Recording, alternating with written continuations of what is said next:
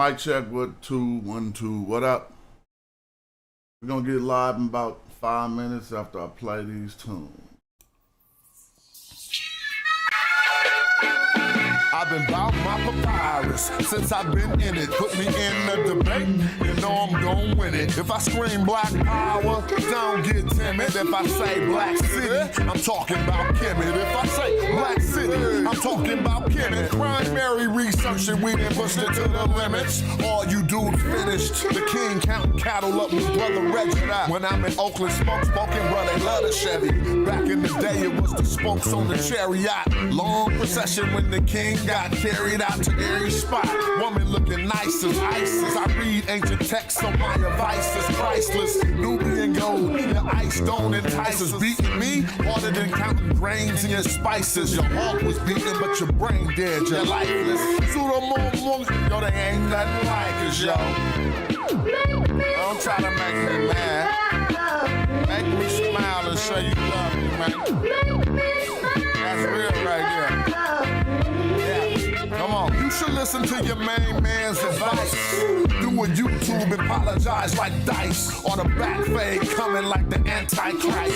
Egyptologist sent me reading and said that I'm nice. I got a Stella with your name on it. I'm like Sargon. You the type of dude wake up in your car gone. Told, cause of the money you owe. Before you stream, you should clean up that humble abode. Like I'm not in city for my woman in gold. I keep the pseudos running, people coming in droves. You catch me on a live stream with Pan-African James. When we building, call us by our African names. I'm for the children. And ain't nothing happened to change. We on that black hype, so we still packing them things. For protection, got connects. My complexion, pure black, that's the S, that's the S. You love me? Show me some love. All right. Oh yeah.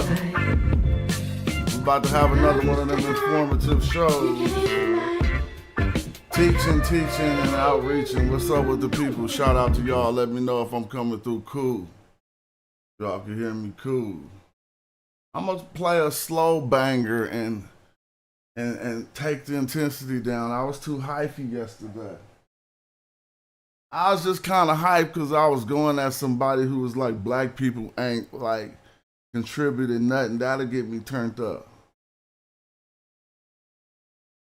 But that ain't all the way, you know what I'm saying? That ain't all the way what it is. I don't necessarily have to be like that. Sometimes that monster come out and fry you though. So today, and I'm gonna play another song, and we ain't starting yet. I'll be having to get my vibes right. Let the people come in, say something in the chat, share the stream, do all that, man. Everything people be saying at YouTube that don't even work. Don't nobody subscribe just because you was like and subscribe. They feel your content, whether it bring value into their life as a form of entertainment, they subscribe. So hopefully I'm doing such. Yeah. So what we will talk about is Israel and ancient texts. We're going to look at ancient Egypt, all of the stuff, the Bible we'll look at, and we're going to look over some stuff. I'm telling you it's going to come down to the scrutiny of one particular text. And that particular text is the Mer in Ptah Stela. So if y'all want to get y'all tools ready, if y'all really want to get it in like we be getting it in, I'm going to tell you the tools to use. One of the primary tools for even if you ever participating on my show is an ancient Egyptian dictionary, but you can pull one up right on your computer right now that doesn't mandate you really know the ancient Egyptian language. It is Mark Vigas's dictionary, Vygus. It is a digital download, and you can search up some of these terms to see if we on point or not when we telling you what stuff said and meant. Let me see what's up with this chat box. Looked like it was real low on the screen. Maybe I had it like that on purpose. So yeah, that's something we will get into. But I ain't ready yet, so don't even trip. I do music, bruh. I sit here and disseminate information all day, but keep it, don't even get it twisted. I'm casual hieroglyphics crew, and I gotta bump this banger. So to set the vibes off right, I'm gonna play a tune dedicated to a fifth dynasty general named Harkuf. You see, when Egypt was in turmoil, they never went to the Mediterranean when they had beef and they need to settle beef. They never went to the east. Where they went was to the south. And on one mission to the south for a pharaoh named Unas, a brother named Harkuf had to go down south and round up the army to fight against Asiatic sand dwellers. And so here goes a song I made. It ain't about it, but I just was giving a shout out to Harkuf because that's how I get it in. Let's go. Melodic script in my cartouche. Roll through with them arches. Hardcore. That's in my Shinu. I'm Bennu giving y'all truth. Iron core from meteorite should be chartreuse. Turbocharged the chariot and almost left Ferrari. The queen like almost Nefertari. Immortalize an image, put a figure in a figurine. Him at Netherred hoop. Them leopard skin kilts, yeah, the clan wear 'em. And I turn your knee suit to a fan bearer. Have my servants build a new stadium where I'ma slaughter you, surround your tomb alive with boot cranium. Remove the organs, we preserve the dead. Mummify them, then carve them a reserve head. And all your internet mans who lied with you, died with you, sacrificed their life, afterlife with you. Now I'm all in your spot, and I'm calling the shots. While your soul get devoured in the hall of my eye. Ain't a night ballin' or not, care if you ballin' or not. I'm still gonna tell you guys, go to Kemet like El Shaddai. You ain't no king, no king. You're like Cambyses the Persian who couldn't draw the Nubian bowstring. Melt the jewels in your crown into a gold ring. Refashion them after smashing the whole thing. You're like Pepe II. Too old, king. If you think it ain't black, then let me just check up my know the syntax. Every morphine and phoneme. The scholarship top line dog and the flow mean. And my debate to make the fraud quit the internet. Sometimes I wonder if I saw to fix this window yet. That's what you call repair, re-end. They heard the king of Mijal was a scary man, and he is though. I'm telling you, you better contain him, man. He's busting arrows at all these Mediterraneans, killing them. Now we ain't getting no views. Yeah, them flip-flops look like Tutankhamun shoes. And y'all just wiki, thinking I'm enthused. They turned Egyptian temples to churches and still say, I'm enthused. It's crazy. They just wiki, That is crazy, cause they right? lazy.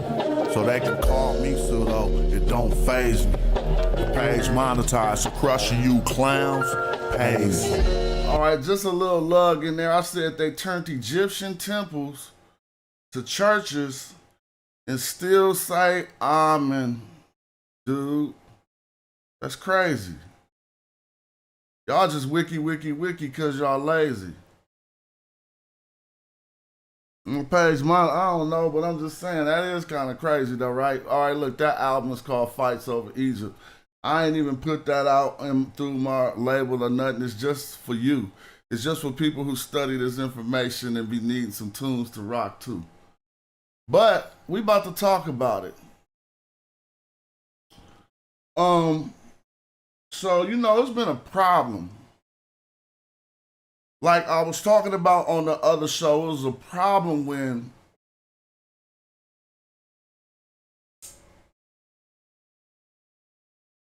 historians, when Egypt became a thing, everybody going to Egypt, right? And trying to match or corroborate biblical tales with the annals of history that we had left to us. The certain things that's supposed to have transpired in these areas.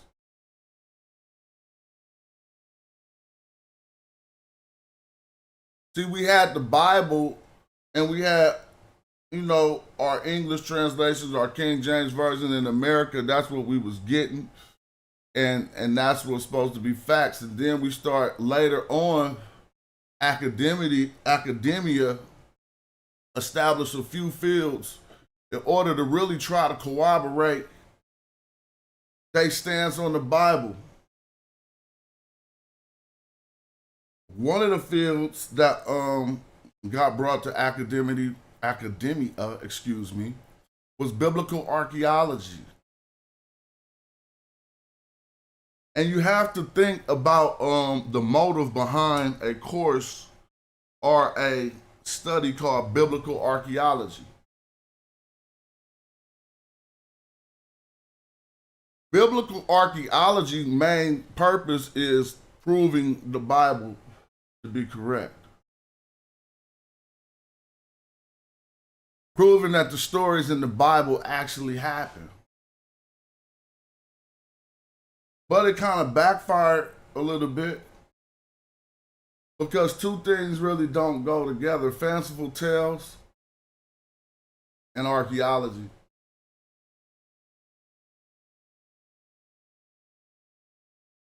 Like, archaeologists can find a makeup palette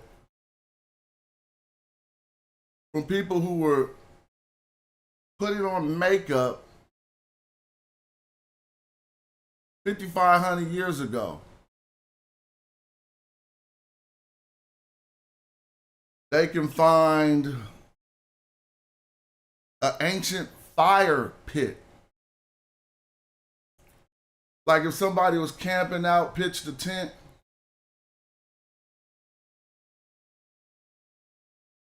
and had a fire, archaeologists could tell that when they find it, when they get down to it. But biblical archaeology had a problem because it wasn't finding nothing. So now I want to tell you the history of this, and I always got to tell people the history of this because this just didn't start recently with the rediscoverance of the with ancient Egypt, right? It happened in so-called ancient times. People of the Hebrew tradition, or Jewish faith, I should say, when faced with the antiquity of Egypt, they wanted to see if their stories was right or not. And what historians told them at the time, they wasn't really digging it. They didn't really like it. So I'm gonna go into some. Now my show, sometimes I have a presentation set out for you, but my best shows is when I don't have a presentation. So we could bounce all over, I could show you a few things, and we could still stick with the subject,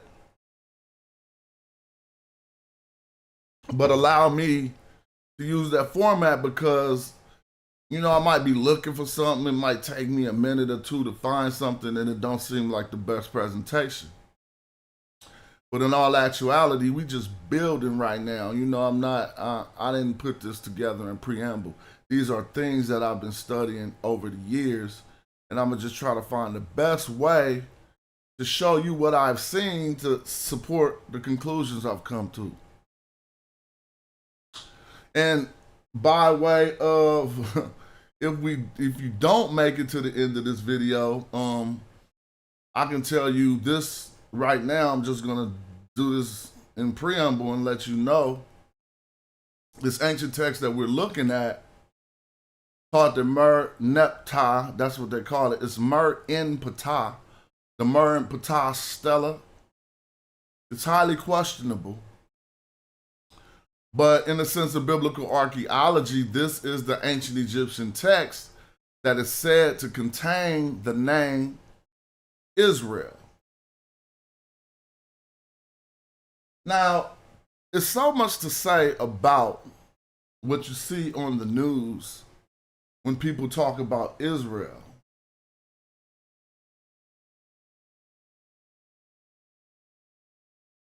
and the modern state of Israel being equated to an ancient state of Israel, an ancient kingdom of Israel, somewhat of a it's hyperbole. I mean, it's like an exaggeration to some extent. At least the evidence seems to show that. So, and also when we do find, it's like this occurrence is one other stela. We got the occurrence of the so-called House of David, right? Then we also got, it's not the Moabite stela. It might be the Moabite stela or something that's also supposed to have an ancient mention of Israel, but this is supposed to be the oldest one. So if we talk about this stela, let's see. And I can just read it straight for you from right here. But I would rather you learn more about Mer and Ptah so we can understand what's going on, right? All right, now let's check it out. Now, just give you a brief off the wiki. Mer and Ptah was I'm just skipping the parentheses. He reigned from July or August 1213 to May 1203 BC. He was the fourth pharaoh of the 19th dynasty of ancient Egypt. So already right there, you got some, if it's a stela with a mention of Israel on it, then we got some periodization. We got a time period when this was supposed to occur, right? And then it gives us an opportunity to line it back up with the events that took place in the biblical stories to see what's going on there. Now it says, according to contemporary historical records, he ruled Egypt for almost 10 years, from late July or early August 1213 until his death on the 2nd of May 1203. He was the first royal-born pharaoh since Tadach Ahmed of the 18th dynasty. These ain't the details I want us to know, but Mer and Ptah was the 13th son of Ramses II. That's interesting, right? Only coming to power because of all of his older brothers had died, including his full brother, Chaim Waset. All right?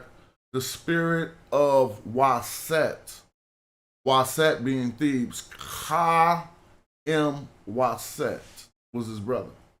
These names mean something. His name, Mer in Ptah, is the love of the god Ptah, the Netra Ptah, beloved of Ptah, Mer in Ptah. This is why it's cool to keep his name right like that and not say Mer Neptah when you turn it to the Greek, and they do this in all Egyptology classes and just take the meaning out of it.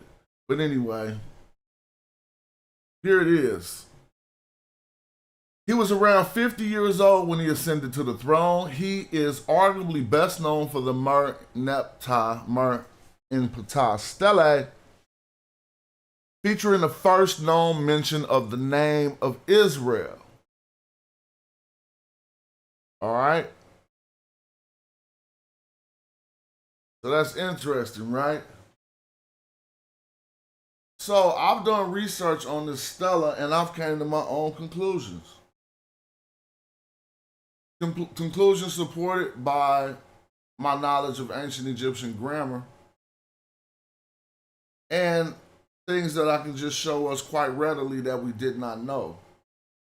But just like I tell my others and friends, I don't know if my hypothesis is all the way working. It's just right there, and I'm gonna show you it, and you're gonna be like, damn, that's crazy than a mug. But then some of your suspicions, like you're gonna say certain things like they didn't call this that name in that time period, And I've actually found that to not be true. But instead of talking around the subject, we'll just we'll just dive into it, right?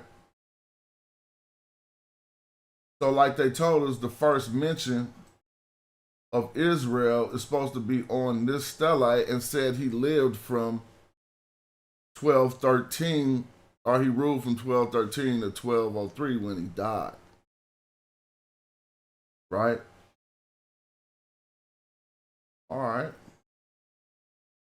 But if you take that time period and line it up with the stories in the Bible about what's going on, that it don't necessarily line up right. So what they do is start messing with the chronology of Egypt. They be like, David Roll's new chronology, or this person's new chronology of ancient Egypt, in order to only do one thing: fit the African history into the Hebrew context. Nothing else. So I'm going to prove to you, before I go in on this, there's a lot you will want to know, and I'm telling you, everything I show you, you're going to love it. Hopefully. Because, as I told you, it was not just modern scholars with biblical archaeology trying to force this story into these primary texts, trying to make it match. That started in ancient times. I said this in my last video, but now I'm about to give you evidence. So the book I'm about to pull up is a simple book for you to pull up, Manetho, Manetho, but then after you put Manetho, put Waddell, Waddell, and you're going to get a green book, this green book right here. Right? Here we go, right here. Manetho with English translations by W.G. Waddell.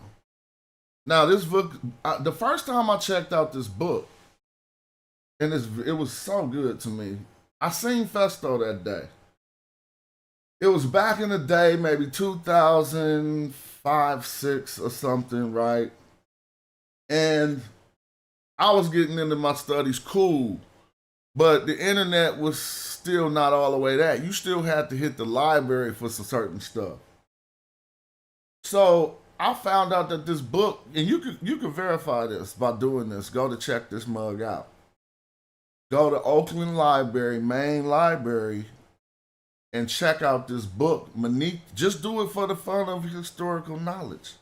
Because the last person who had checked out this book from Oakland Library was like on close to my birthday, bruh.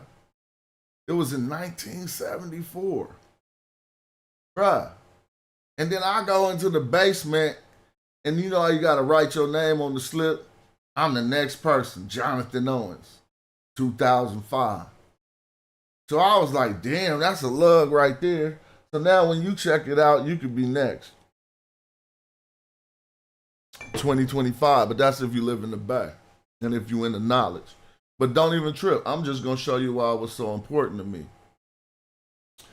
This book is really good because Manetho was an Egyptian priest who basically recited the history of Egypt, or he noted the history of Egypt for the Greeks when they took over. He did this not for Alexander, but for Ptolemy the first Soter. Soter means savior. He was calling himself the first savior, but we won't go there.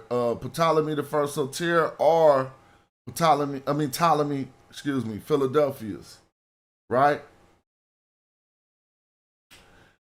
And his works don't survive. This is something we know. We can't just go get Manetho's book and read what he said. What we can do is go get the works of all the, so for lack of better words, because I'm equating them to the modern day biblical archaeologists who set out only to prove the history of the Bible. It's kind of like a tainted field. You shouldn't do no science that way, setting out just to prove something. right? That ain't you supposed to do it different. But anyway, it started with the ancient scholars who did not like what Manetho said about Egyptian history because they claim he took a prerogative with antiquity. The Africans take such prerogative with antiquity that they presuppose their own assumptions on its history and then felt qualified to truncate it. And we got this documented right here, but nobody gonna ever show you this. The numbers still line up. I'm gonna give you the hard numbers. When you wind up adding up the history of everything, and I'm gonna stick with the subject about Israel, don't get it twisted, but I'm just telling you the value of this book. If you go through the arguments against the work of Manetho in here, and you listen to what they said he said, and you add up the number of years. And I did this before, and I came up a little bit short, but I was just doing it on a show like this. I wasn't perusing the information like all the way scholastic. So you'll find out that the history of Egypt that Manetho told the Greeks went back 36,000 years. Right? You've heard this in a bunch of New Age circles, but you probably never heard it with any scholastic documentation. Now, that was a problem for the people of the Jewish tradition at that time. You know, it was a lot of Jews around when the Greeks had took over Egypt, right? They actually served in the Greek army, right? The Zonophoroni, right? And that was a Greek term if you want to look it up. I can't even spell it for you, but I remember how to say it. It's just from an old study a long time ago. They were the girdle wearers who fought in the army for the Greeks when the Greeks had took over Egypt. So look.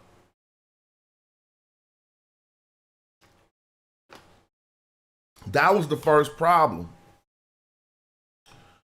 First problem was this ancient Egyptian who we told them to tell the history just went back way past what God told them, so to speak.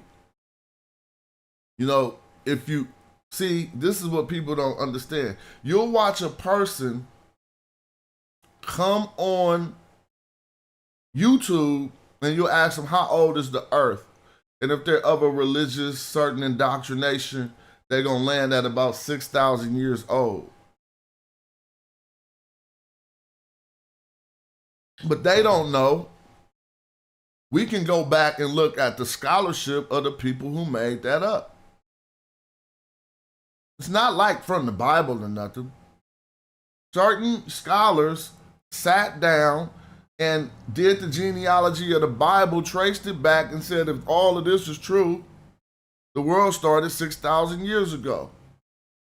And it was some of those same scholars who had to discredit what Manetho said in order to pull off what they wanted to pull off. Now mind this, and then we're going to get into the book. Because it's not just what he said about the antiquity of the Africans. It's not just that. It was also what he said when they inquired about their legacy in Egypt. Not Greeks, but Jewish people or people of the Jewish faith inquiring about what Greeks, particularly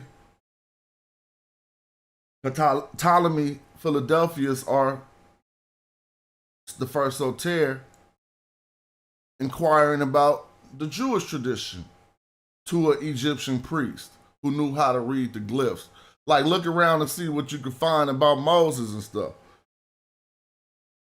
And strangely enough, in this book, we find out that what Manetho said was not well received by the ancient, the old, I don't want to say ancient, the old historians.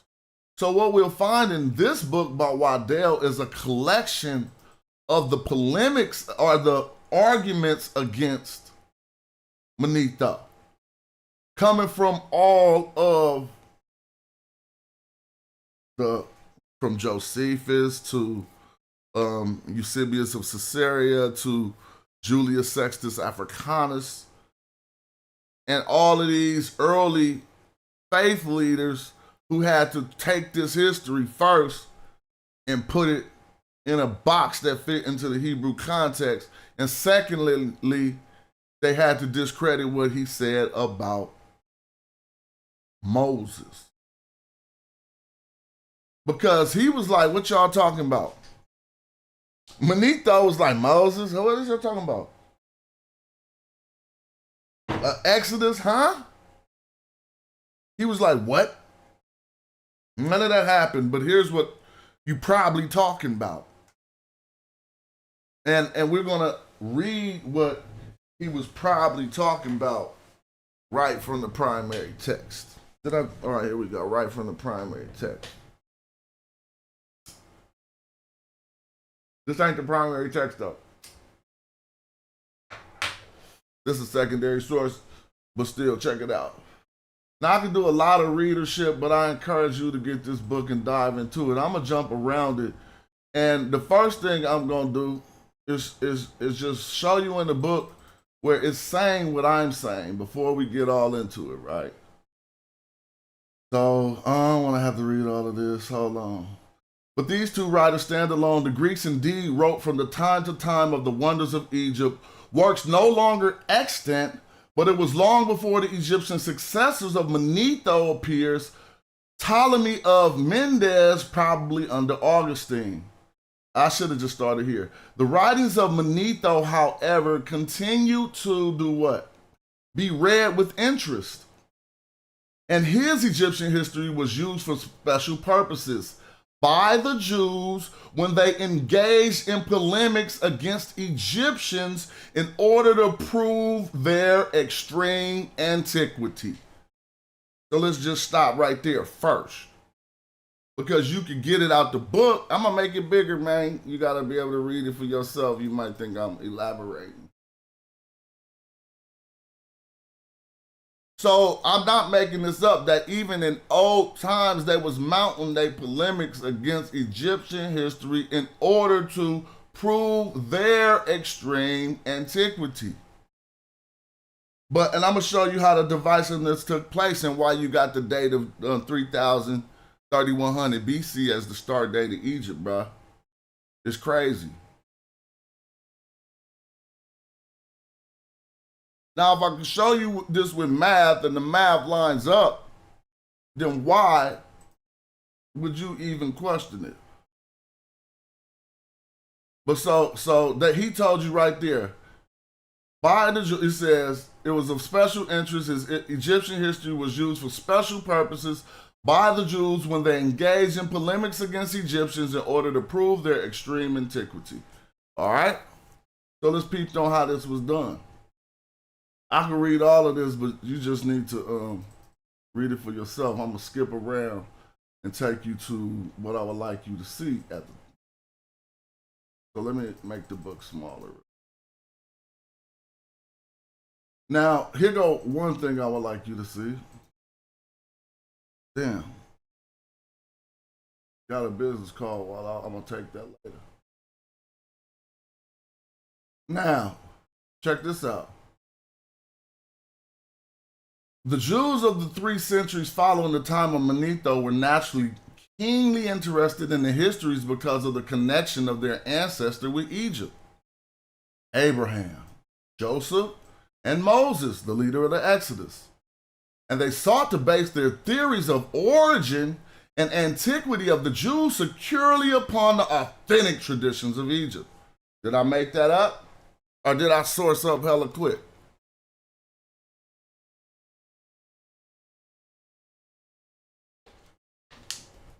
So you got to notice that this been happening. Even if we learn about epigenetics, then we see why people hate you, don't even know why they hate you. it'd be like historical hate. So let me show you something. In Manetho, indeed, they found an unwelcome statement of the descendants of the Jews from lepers. Do I have to make this how much bigger? I know people squinting their eyes right now when they read that line. So, you trying to hear this? You see how it turned out? They took over Egypt, the Greeks. After settling in, Alexander died. Ptolemy, Philadelphia is like, man, we need to find out what some of this stuff say. Excuse me, because these lights in my eyes be crazy. We got to find out what some of this stuff say. When they found out what some of this stuff said, they start pressing the issue about this Moses. And I told you, Manetho was like, what is y'all talking about, Moses? Like, what is y'all? So he tried his best to answer that question. Is like, you might be talking about this particular person and these people. The people had got banished. This is the real history. There was a particular Egyptian people who had caught a skin disease equated to leprosy, and they got banished out of Egypt, quite strangely enough, to an area that is similar to or is exactly Avaris. So let me read. In Manetho, indeed, they found the unwelcome statement of the descendants of the Jews from lepers, but they were able to identify their ancestry with the Hyksos and the Exodus with the expulsion of these invaders. Okay? So let's trip off what Waddell just told us about what was going on. They didn't like the statement. Manetho actually told them, like, oh, they came from, they was lepers. But they were able to identify their ancestry with the Hyksos. Who is they? These Jewish people at about the time of Manetho, 300-ish BC, were, and after that, were able to, now Manetho had a hand in that, and we're going to show you. The term, everybody tell you Hyksos means shepherd kings because they got that from Manetho and they don't even know. You see, Manetho knew the glyphs, but he didn't know as well as some of his predecessors knew them. The practice was falling apart, the land was taken over, and he didn't render a proper translation for this word. It's proven now in Egyptology, and even if you go look up Hyksos now, they'll tell you that in this occurrence that I'm talking about, when Josephus latched on to this, because it was Manetho who said Hyksos means shepherd kings. So they was like, oh, shepherd kings, that's us. But this word actually does not translate back to shepherd kings. And as my man Shazmu has put in the chat, it translates back to foreign rulers or rulers of foreign lands. And the first time we see it in the annals of ancient Egypt isn't even for people from the Levant. It is for people from a land called Mijah in the south. All right? But you got to remember what the book is saying. But they were able to identify their ancestors with the Hyksos and the Exodus with the expulsion of these invaders.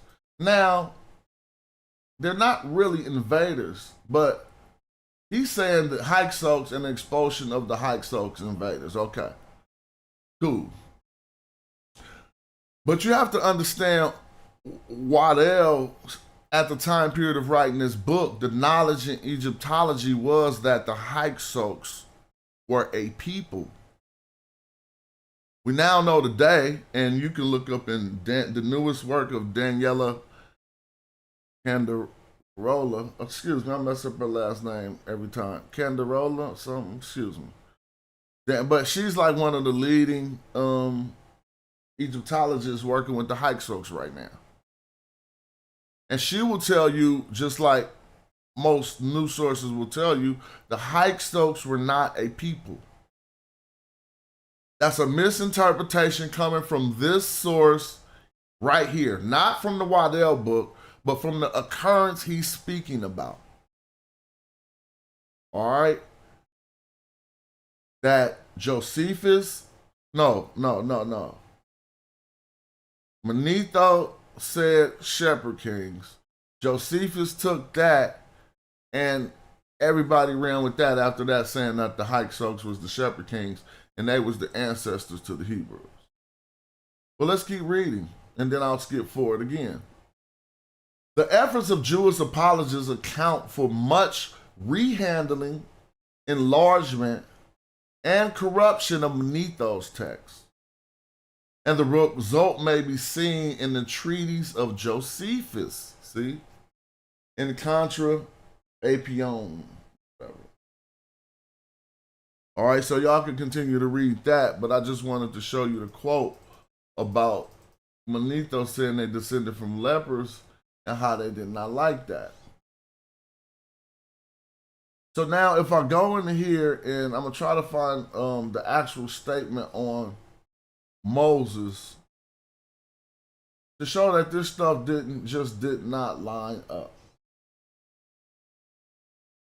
Hey, is Yurik around? If you out there, let me know if you out there. Because I want to also pull up that text where the ancient Egyptian text where it appears that they got the story of the Pharaoh fighting, the Pharaoh's magician story. We found a parallel story of that already in Egypt, which is just crazier. So I'm gonna pop back out this book since I was able to show you that. What I didn't show you yet, and it's still in this book, and I'll end it with this. It is how they truncated. I definitely need to show you this. It is how they truncated Egyptian history and claimed that Egyptians was pompous and took prerogative with history. So look at this. This is the Armenian version of Eusebius.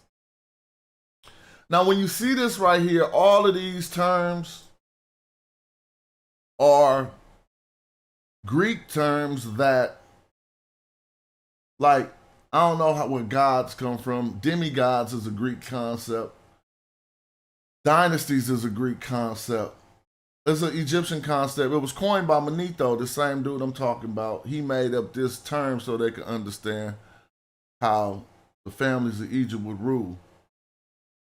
But what I need you to understand is this categorization is not what Manetho said. Greeks made up this category, and other Europeans made up this categorization in order to understand the antiquity of the Africans, because he didn't understand. They was like, what? This don't make no sense. So what I mean is, Manetho told him this, and now we understand this because we are students now, we are further. But it was hard to understand at the time.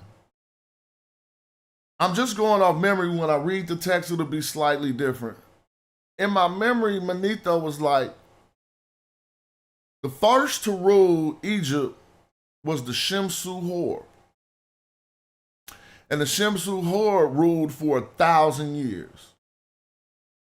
So let's just stop right there. They trying to figure that out. Like, what? How could somebody, Shemsu Hor, rule for 1,000 years? They didn't understand that, so they took it and placed it in their own classifications. They didn't use ancient African classifications. They used their own and said, oh, these was the gods. That's what they talking about. And then they get to a different time period when Manetho's talking about other people. And they say, oh, now this is the demigods, the half gods, half man. And then they get down and say, now these is the real humans. That's a Greek interpretation of the ancient text. Manetho wasn't like these the demigods. And you can see them reckoning this right here. So from the Armenian version of Eusebius, Chronica, right? Dynasties of gods. So listen, let me show you how this don't make sense. Go look up the term dynasty if you think I'm playing, and do the etymology of it. You'll find out it comes from this occurrence right here.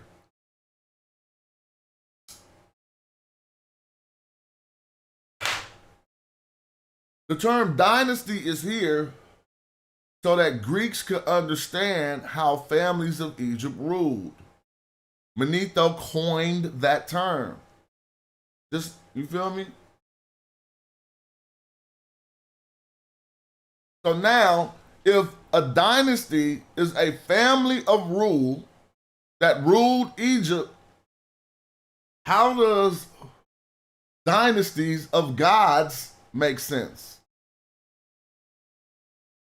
See? Think about it. Dynasties of gods is how they recognize our history in order to fit it into their context. Because when you're talking way back about 36,000 or whatever, that gotta be gods, because it go outside of the Hebrew context. Now remember, if I go over to the left, you're gonna see the Greek or whatever, Armenian, right? Right here. I'm on the right, you see in the English translation. We're no longer reading Waddell's opinion. This is what Eusebius was saying to his people back in this time period, all right? So now check, gang. From the Egyptian history of Manetho, who composed his accounts in 3 books, these deal with the gods, the demigods, and the spirits of the dead, and the mortal kings who ruled Egypt down to Darius, king of the Persians. Now notice this, we don't got them books no more. So this is why the meddling is there. We don't even know if his books was called that, or are they just saying this is what they dealt with. Now, I said the first man was Shemsu Hor. Told you I might have messed that up. Here it is correctly. The first man, now they put in parentheses, our God. This is their doing. Let's go look at the, see?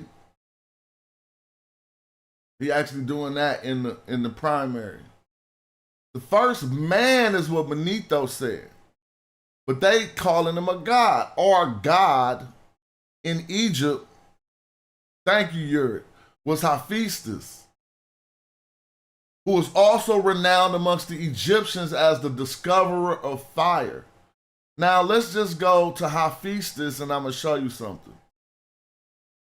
That PHA is just remnants from Ptah left over.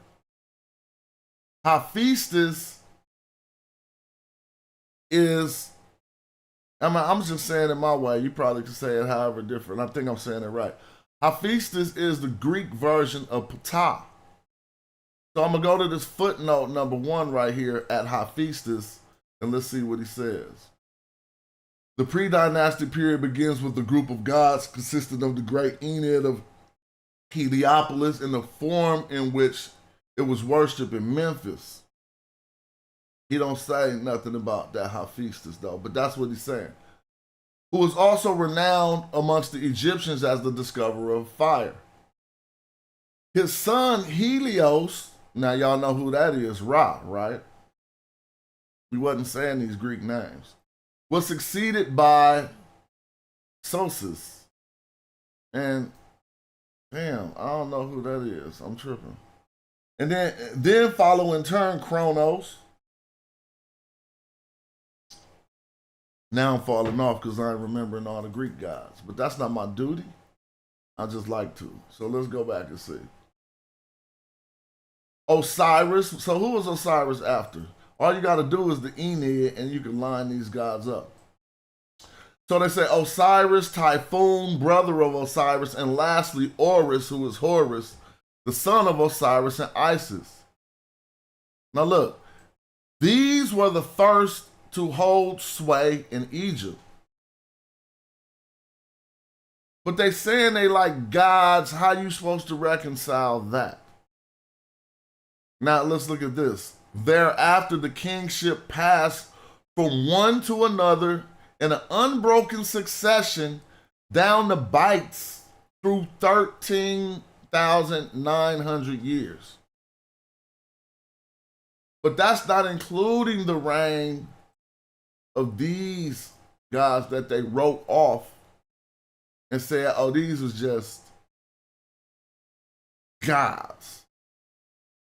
But after that, they already, I'm going to make it bigger so everyone can see, they are already at giving you 13,000 years. So let's not go with what I said about 36,000, even though I'm going to show you all these extra years you about to add up. He was already dealing with a 13,000 year history. You see that? And trying to get people to not believe that in his time period. So what they're going to do next is offer the method of truncation that should be used throughout history to fit ancient Egyptian context into the Hebrew tradition. And it's still done to this day, but we don't know nothing about it. If I ask y'all right now, what is the start date of ancient Egypt? Your brain is going to a neuron right now that has an answer on it that's not the truth, but it's been planted in your head. And I'm about to disprove it with you for hella easy. You already see. Just somebody write the number so I could do a math trick on you. Write the number of what academia purports to be the start of ancient Egyptian history. Put it in the chat. Put it in the comment section. Shout out to that channel. People just be entertained and I'll be watching them. Can somebody put it in the chat? I can't wait too long. Normally they say about 3100 BC is the start day of Egypt. Now, I'm going to tell you, yep, 3200, there you go. Now, that 3100 date and those extra 100, 200, they just slapped them on there in order to so you can not fully detect what I'm about to give you. And somebody said it was 36,300 years. Okay. But what they could clearly see is that he started with 13,000 after talking about a time period of people who they considered gods lived. Let's look at this next sentence so we can see their formula for truncating Egyptian history and making it fit in the ancient Egyptian, into the Hebrew context. Listen to what he says. So he says, through 13,900 years. The year I take, however, now remember, he's speaking authoritatively and scholastically back in a day when people was barely even literate. This is Eusebius speaking. The year I take, this 13,900 years, however, to be a lunar one, consisting that is of 30 days. Bruh, that's what they did. You wouldn't even believe it. They took the ancient Egyptian year that they cited, said, hold up, this go back too far. These got to be lunar years. A lunar year is a month. So what they're saying is each one of these years, let's reduce them to months. And that's what they did. How many months in a year? 12. Take the number 12, divided by what they told you. If you think these is lunar years, and what number you come out with? Somebody do that right now while I grab this paper or something. What number you come out with?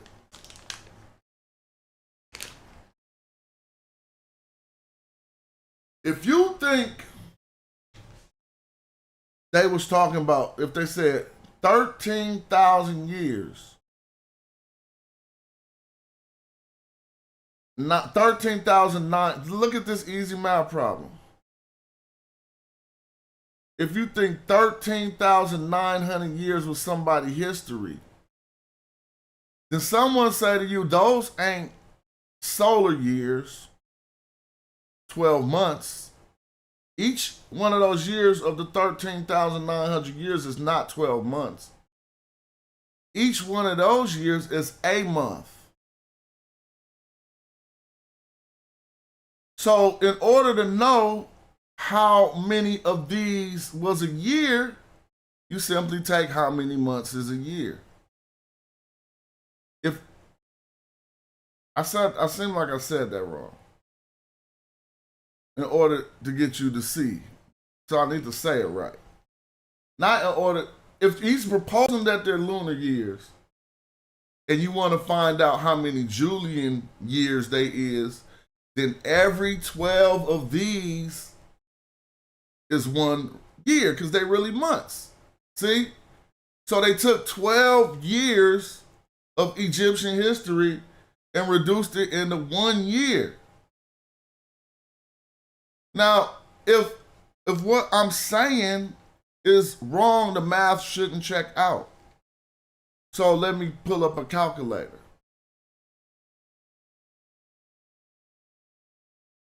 Now, I said 36,000 years. Somebody took it back to 36,300. I ain't even tripping. I'm a qualified 36,300. Right? Because I'm aware of the 36,000. Now let's just do 36,000, whatever y'all want to do. But these ain't, each one of these ain't a year. Each one of these is now a month, because he proposes that they are lunar years. So you take, to know how many of these made a real year in our calendar, you have to divide it by 12. Watch what happened when you divide it by 12. Oops. You know it already. Divided by 12. 3,000. What's the start date of ancient Egypt? Now you say 3,000 BC.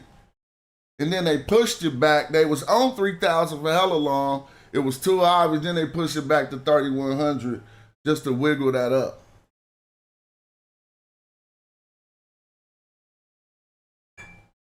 But it's nothing to speculate about. The numbers is here and the math is here. You just got to figure it out. Because he said, the year I take, however, to be a lunar one, consisting that is of 30 days. What we now call a month, the Egyptians used formerly to style a year. We all know that's not true. Now you say, okay, well, you're only showing me 13,900. Well, look, after the gods, demigods reigned for 1,255 years. And again, another line of kings held sway for 1,817 years. Then came the 30 more kings of Memphis reigning for 1,790 years. And then came the kings. So he breaking down this 13,000, but this is when he give an additional. There followed the rule of the spirits of the dead and the demigods for 5,813 years. Now, he says the total of the last 5 groups amounted to 11,000. So now we at 11,000 plus 13, 90 something. We still ain't got to our 36. But this is the way it's going. And he gonna say it again. These, however, being lunar periods. Everyone in 2025 who studies ancient Egypt understands that we know the lunar calendar, they had months. They had 3 seasons. Like, we know all of this. They didn't think a month was a year. But you see, why did they have to do this? In order to make it not be older than 6,000 years so that it'll fit into the context of the Hebrew tradition. And it continues, and all of them do it. So now you got the 24,000 lunar years, which makes the year 2,206 solar years. You see? So this one he coming up short a few thousand to get it back to 3,000. But you see right here on the page, you got the details of how they truncated the history of Egypt to fit it into what? The Hebrew context. So that was back in the day. And this text is also, like we said, a 19th dynasty text. But this kind of brings biblical archaeology. It sheds the light on biblical archaeology again. We see the motive already was there since ancient times, right? To be trying to do the same thing they doing here on this text, with Israel supposedly being on this text, is the same fixings that I was showing you, but from different people from a more modern time period. So if I was to try to actually show you where it says Israel, it would be very hard on this version of the text. So what I'm going to do is where it purportedly says Israel, I don't even know if it's purported. We just got to see what it says.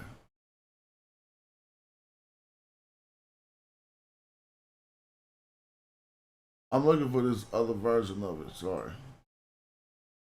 They normally had a paper version up somewhere. A facsimile.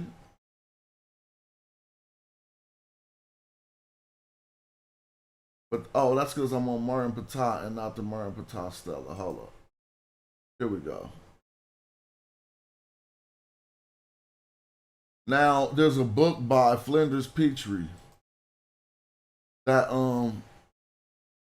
there's a book by Flinders Petrie that discuss how he found this stela, and if you read the book, you can see the whole fix was in. Like, all right, first of all, I'm not the only person who claims it's a forgery. Like, let me just go forgery. Let me go.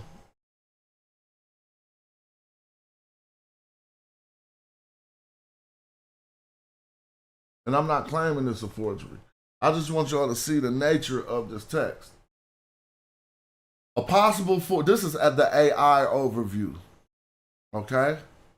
A possible forgery on the Marin Patah Stela was claimed by Joseph Daviats, who alleges that the hieroglyph for Israel was altered from an M owl to an A vulture by its discoverer Flinders Petrie in 1896. All right? Daviat suggests this alteration was done to support the interpretation that Pharaoh Marin Patah destroyed the people of Israel. Okay? According to this claim, the original hieroglyph for Israel would be presented and the people were not devastated. The reading, he argues, is more consistent with other information about the period. So I'm not supporting his refutation. What I am doing is showing you that others have called the authenticity of this particular text into question. All right, now look, for scholastic purposes, you're going to see The text has line numbers on the side. This is line number 5, line number 10, and I'm gonna give you some shortcuts. Line number 15, blah, blah, blah. Now you get to 25, and about line number 27, all right? And over right center screen here, and then we're gonna start another portion of this show where we gotta start getting into the meta netter. So let me snip this real quick and show you the term said to say Israel. So if you can see what I snipped right here, I'll make the snip be the only thing. Therefore, you can see the glyphs that are purported to say Israel, talking about a nation of Israel. Now, there's a lot of problems with this. A lot of problems. And one thing I've done in my work, I put together a pretty good hypothesis about what this says. People could try to poke holes in it, but right now you won't be equipped to. You won't be able to. Only people who read the ancient Egyptian language could probably mount an argument against what I'm saying, but I'm already looked at all the counter arguments to this, and I know what I present about this isn't fully working, but it's something for us to look at, that if this indeed is an actual text that ain't a forgery and just something they scribbled on the back, not scribbled, but had carved on the back of one of the Amenhotep steles, then we got to talk about it. So let's talk about it first, because we got to look at both sides. Let's talk about it first as if it actually does say Israel, right? And what we know about the ancient Egyptian language. First of all, there's not a lot. You'll trip off this. You probably haven't noticed this, but if you study the ancient Egyptian language, one thing you'll notice is there's not a lot of ancient Egyptian words that start with a Y. There are ancient Egyptian words that start with a Y, but not a lot of them. Actually, this is why I like the tools that we talk about. I'm about to just probe that real quick with a dictionary. And something that the dictionary does really good is it tells you when you're encountered a loan word. Now, this ain't going to be taught in too many Egyptological classes, but you'll notice that there's a lot of truth to this. When you encounter an ancient Egyptian word, right? If you encounter an ancient Egyptian word that has that's a loan word, there's few ways that you could tell.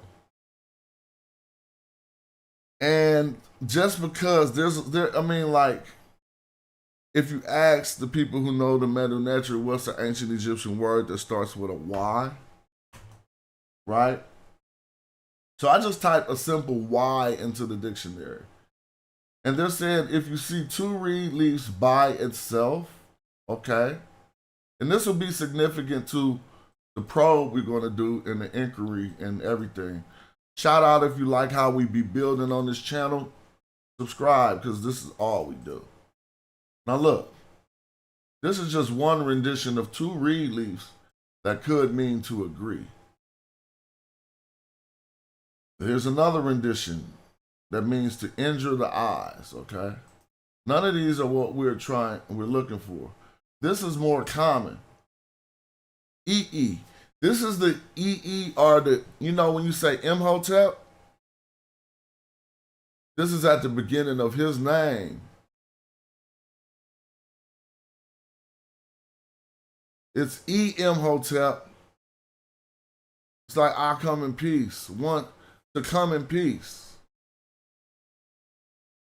So that's just those reed leaves. But now I want you to trip off of them, right? And one thing I'm looking for is you're going to notice that besides these, see, these are words, but it's like saying E. It's not like this word has other consonants, and it'll be yar. Now, I even think this might be, even though they say it's a noun of a location, right? So they didn't say it was a loan word, but it has two elements in it that let me know this location might not even be in Egypt. Even though it has this niyu, it might be in Egypt. Oh, let's say the wilds right here, or a hellhole, right? So I can kind of see how they're getting this or whatever, but we're going to continue. What we're trying to see is there's very few words that start with like this Y, right? And I mean, as far as that's concerned, we're out of them. Look, I'm going to keep going. We got this wash. So this gold washer. Okay, we getting a few. These is all washed. Now it's one with wise and smart. Ooh, I'm totally with all of these small expressions that are not like long ass words. They just like These are ones. Okay, I beer. You feel me? And your beer. Okay, cool. But I'm still trying to keep going. Now this ya right here, that's something for y'all to look up. It is a location or a noun called ya, and it was like this. We got a ya like this. Still, we got yam, and we got yam from down in Nubia. Now I'll just probably I mean, it's hella these words, but still, this is just yam. There's nothing I didn't say. Yazir. Now here we go. Here's the one, as you see right here. It say Israelites or Israelis.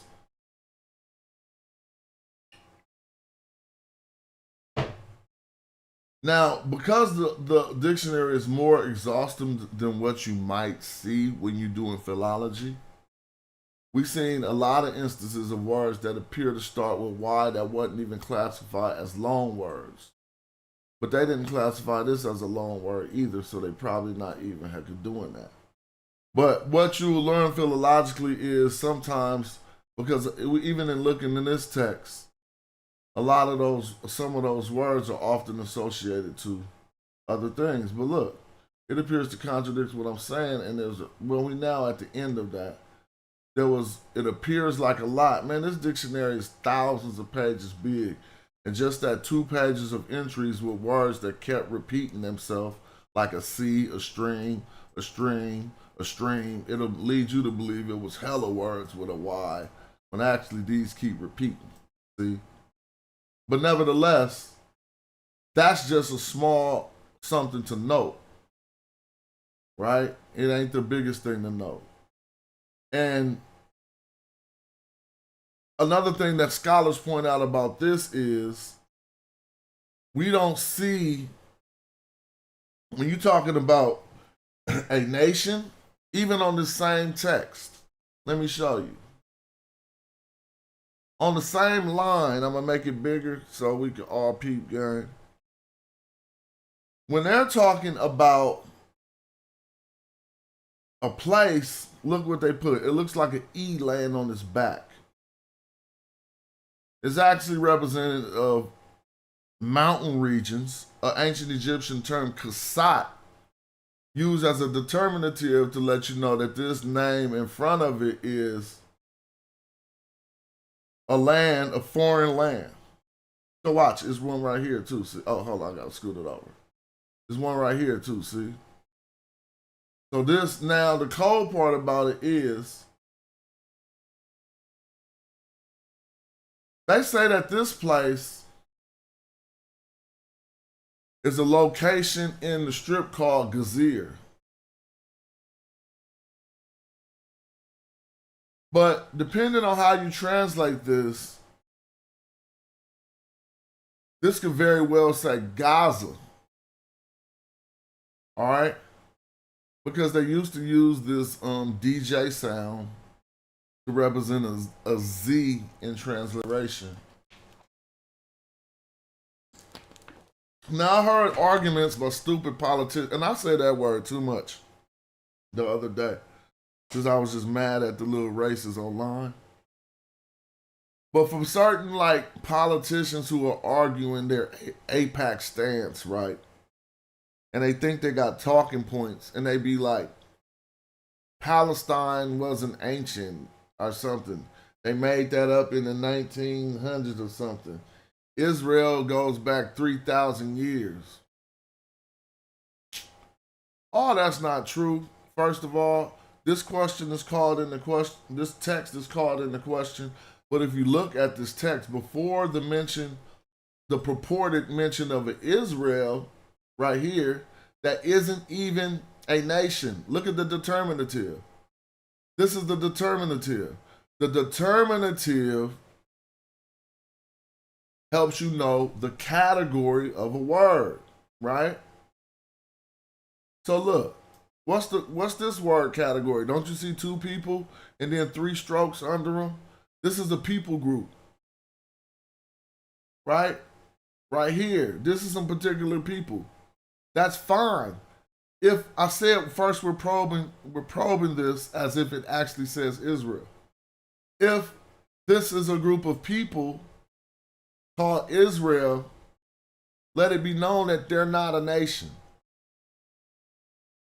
It ain't no land of theirs. Because when you come right here, these people got a land. See? Or this land most likely has a people on top of it. You see these two reed leaves, they're still giving you that Y. You got a Y in. So it's going to be like Yoanam or whatever. Because you got new and that N right there. Now, if you look that up, you'll see where that location is.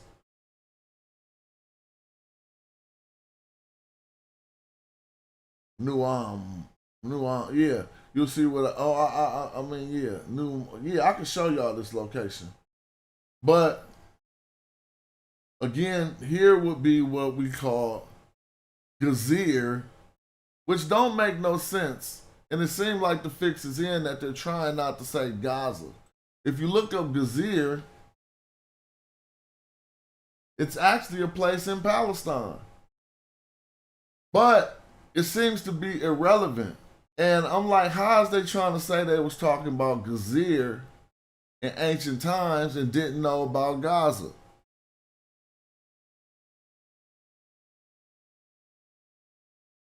So you see Gazir is still right there. So if you look at the text, all you trying to identify right now is these things that look like E's. Let me show you in the dictionary what it actually is. I'm going to put an X, a capital X, a capital A S, and a T, right? And watch what pops up. So, well, let's see. I'm going to get to it. Maybe I'll take off one of them capitals. Maybe take off the first capital. Lowercase x, capital A. Is that working? X, A. No, that's still a capital. Excuse me. X, A. No. Yeah, there we go. That's it. Now look. There we go. So I want y'all to understand what you're seeing. This is this. See? And it's this right here too. This is just a facsimile we're looking at, where the glyphs are done in the hand of the Egyptologist to copy over what he's saying on the actual stelae. So if you understand that this right here is this, go look to see what this means. When it's employed as a word, it means hill country. But it's not employed as a word. When we see it, it only means this. It probably could. Let's see if it's a foreign land. See, this is the definition we should get from it. Foreign land when we see it as a determinative. You see how it's related to foreign nations, right? So they're given a land, a place, right? They're saying foreign lands, whatever.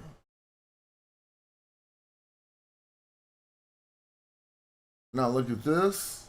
They got a place too. See? And this is what? Ashkelon. Right? Yeah. Ashka.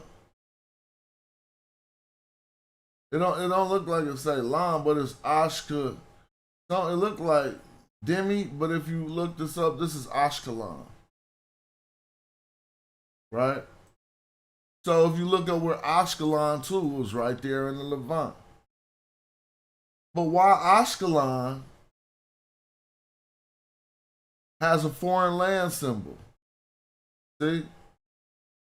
Now, this got a foreign land symbol for Gazir, which I don't believe. I think this is Gaza. I can show you how I think that. And let me show you something else. This Yoanam or whatever has a foreign land symbol. See? Keep going. You get to the one that's supposed to say Israel, supposed to be a big ass kingdom at this time. It don't got no foreign land symbol. It got 2 people and 3 strokes. So what do you have when you got 2 people and 3 strokes as the classifier or the determinative in the ancient Egyptian language? Just that. A group of people. Thank you, Babylon. I'm with you. I think it's Gaza and not Gazir. They are geographically 2 different locations.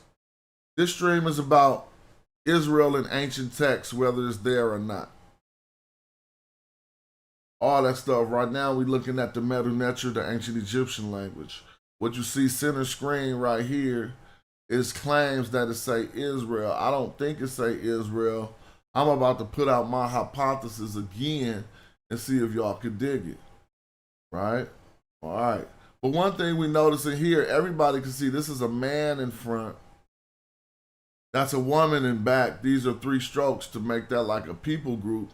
And then we got the word that these determinatives are classifying. So if this did say Israel, they were not seen as a nation. That's the first thing that offers problems. Because at this time period, you read the Bible, they're supposed to be a thumping nation. Fat kingdom. Right? But then you read this. This should not be, like, you got to fix something. Because even that hypothesis isn't fully working. How is this talking about the nation of Israel? Right?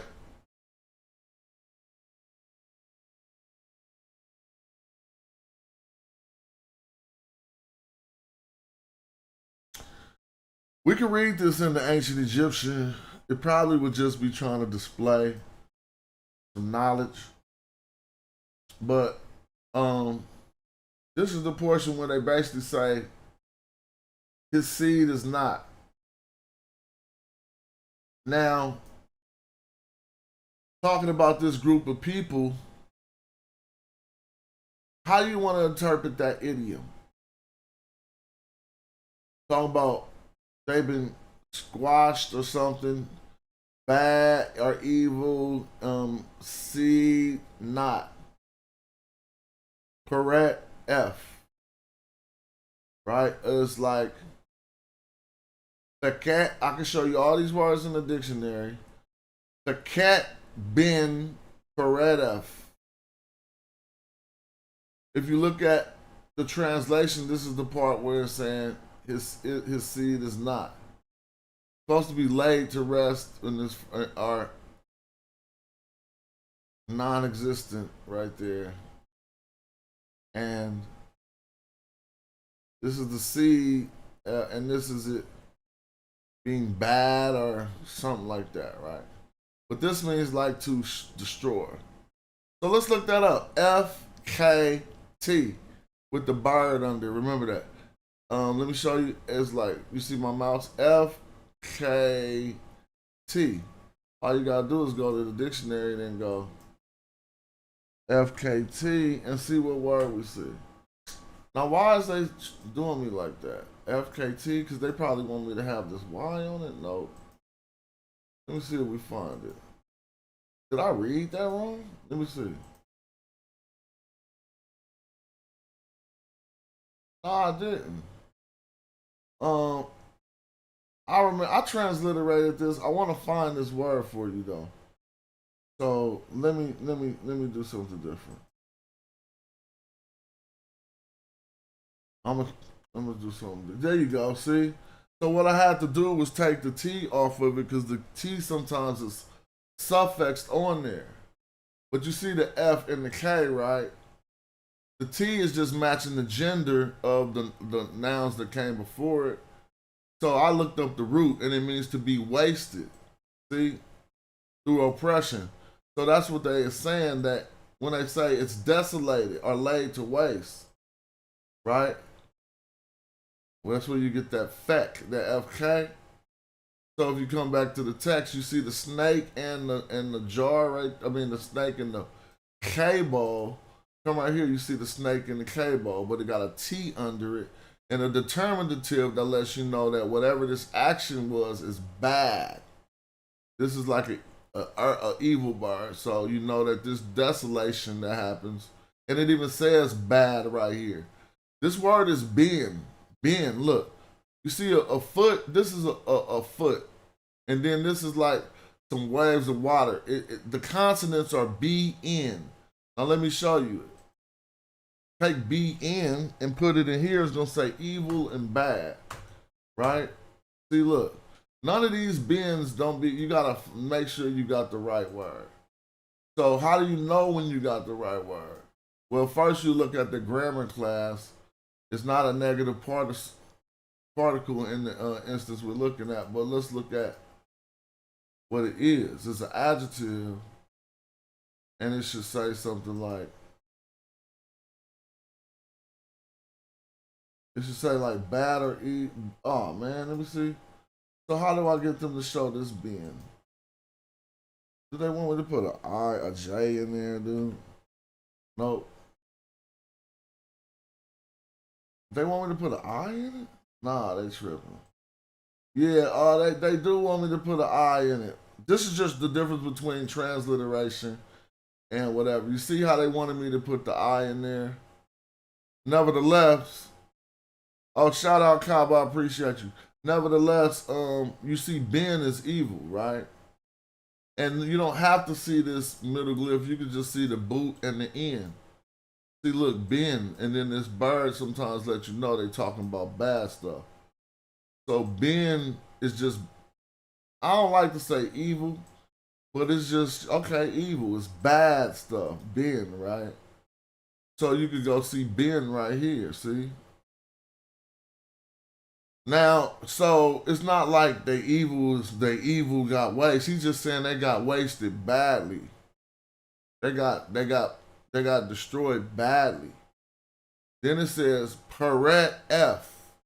Peret, look, Peret. Now if I take a PR, which is an R phonetic complement right here, and then a T, so I only put 3 consonants in the dictionary. PRT.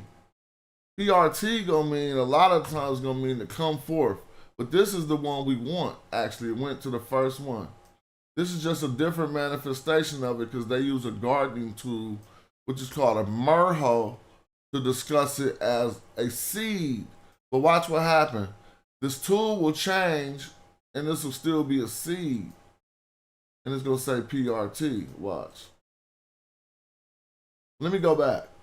Notice here you see a phallus. Now you see a gardening tool, and it still means seed, but of a fruit. It's like you gotta understand how they equate a seed in all ways.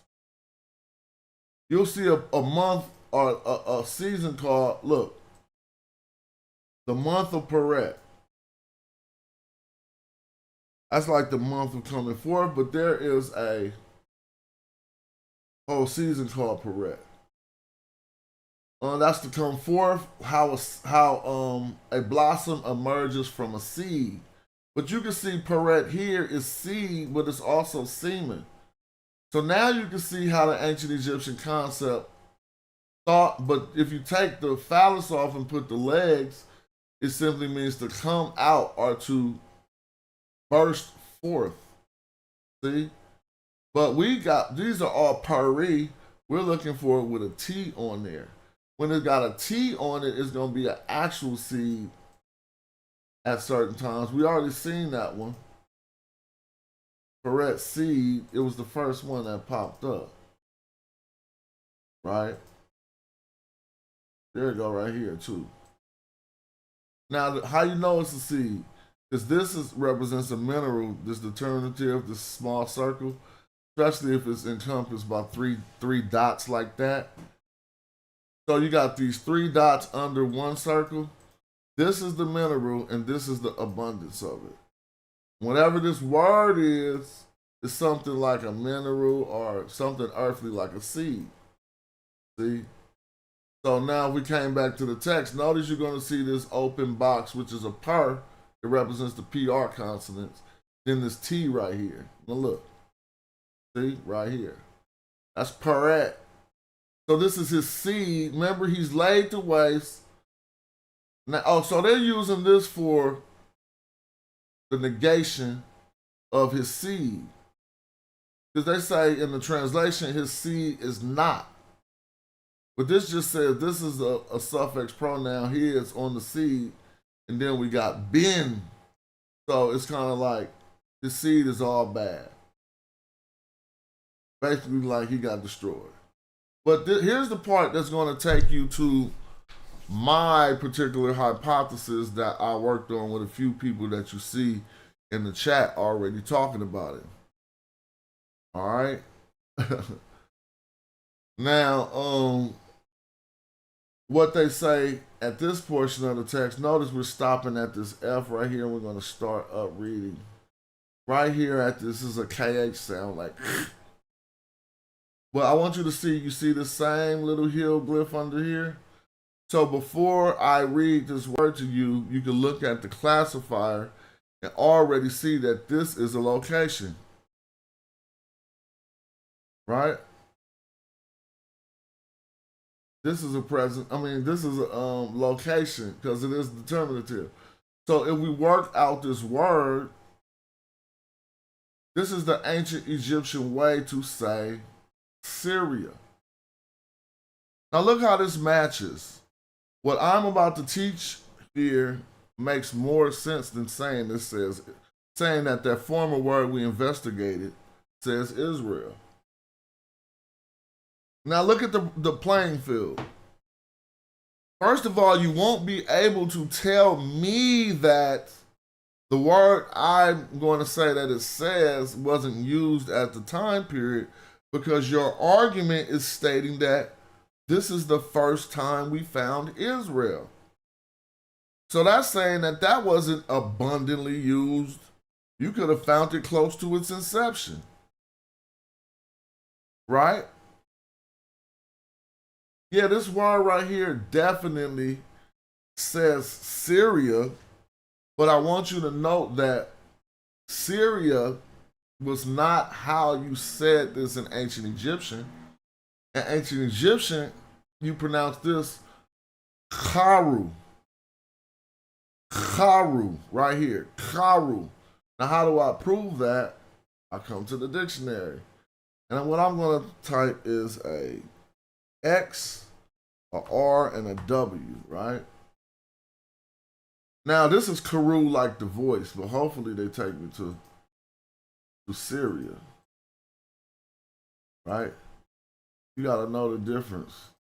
And maybe I need to know the difference between the transliterations, but I want you to see this. Not none of these words. You got to remember, we don't got the vowels.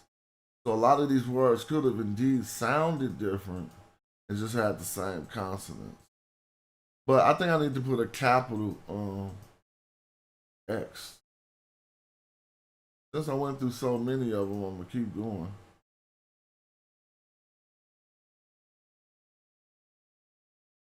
All right. So what I think I did was I transliterated it to where it's not bringing back other renditions of it. So let me show you it. I'll just go capital X R W and see if something pops up. This is now we got a different rendition of it, and we got to go through these. Some people just who transliterate better than me can take you right there at the beginning. So when you want to cheat, I'm just typing Syria, Syria, and you're gonna see it now. It's not cheating. Here it is. So the reason why I wasn't getting it because I put an X here, and oh yeah, I should have had it right. So first you're gonna see this. Exactly each glyph you see right here, and it says Syria, Palestine. Please note, right? It don't say Israel, it says Syria, Palestine. This is this. So if you look at the glyphs you see, one, two, three, four, five, 6 images. Let's come back to the text. You see the same 6 right here. 1, 2, 3, 4, 5, 6. Charu. Now, so you can't tell nobody nothing. The word Syria follows directly the statement about these people here who ain't a land. See, they're just some people, right? Now, what this says is Charu, Keper. It looks like it says Keperu. Karu, Keperu, yeah, it's wordplay. It says Karu, Keperu, Karet. And that's wordplay. See how I was doing it be turning out like hip hop. There's a science that I'm starting to learn about certain phonemes and morphemes that you use to give an impression upon a listener. So ancient Egyptians did that a lot. I do it a lot too. For instance, let me give y'all, I'm gonna make that hella simple. Y'all don't even know why Packing the Mac in the back of the act was so good to you by Big Pun. It's because he take this one phoneme and you don't even know when you hear rappers do that one phoneme, it gives you a certain feeling about the way they spitting. A dude might go into his act flow. Back, I got stack in the Mac and the hack. You feel me? But you don't know what's happening right there. Linguistically, I gave you the best example of it was Big Pun. He kind of knew what he was doing because he was a master, but I don't know if he was a scientist to be able to talk about it in this way. See what I'm saying? But the phenomenon of taking that one, and that's not a morpheme because the act don't contain thought. It's not a thought that goes along with that. It's simply a phoneme, a sound that completes a word that has a complete thought to it, right? Because you always saying the act part to complete a word. Pack in the Mac in the back of the act. When we talk about mesmerization and using the power of being a good orator, these is just simple things. Simple little rules. And it goes beyond that, and I start to categorize each phoneme and then the difference between rap phonemes or linguistic phonemes and morphemes, the ones that actually do contain the smallest unit of sound that contains thought. I mean, that contains an idea or something. It's a morpheme. You just want to make a sound, you just might have a phoneme. You don't have to really, right? Just like literally, all right, let's do that. He say, literally in the middle of Little Italy, but he wasn't doing act in the back right there. What was he doing right there? It'll.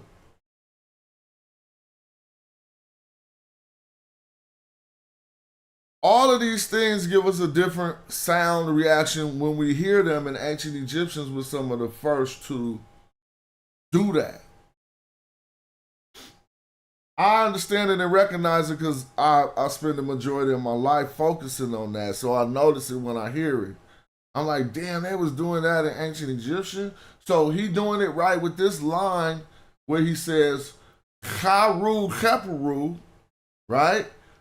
Karu Keperu im Kares. And some will say Karesu. No, I need to say this right. Karet. Karetu probably. Ka'u Keperu im Karetu. I can almost start a rap like that. Ka'u Keperu im Karetu. So, you know what I'm saying? It got that flow. But anyway, what it means is Syria. Now, this word Keper is about transformation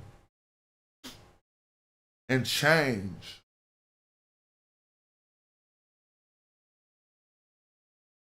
So this is a preposition im following the word keperu.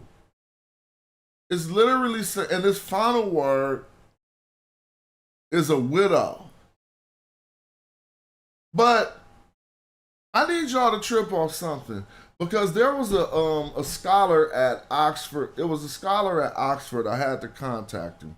Shout out to R.B. Perkinsons for getting back at me in our little correspondence we had, where I submitted a text to him, something he had translated. He wrote a book called A Little Gay History, and I like the book. He does that. That's how you get down, right?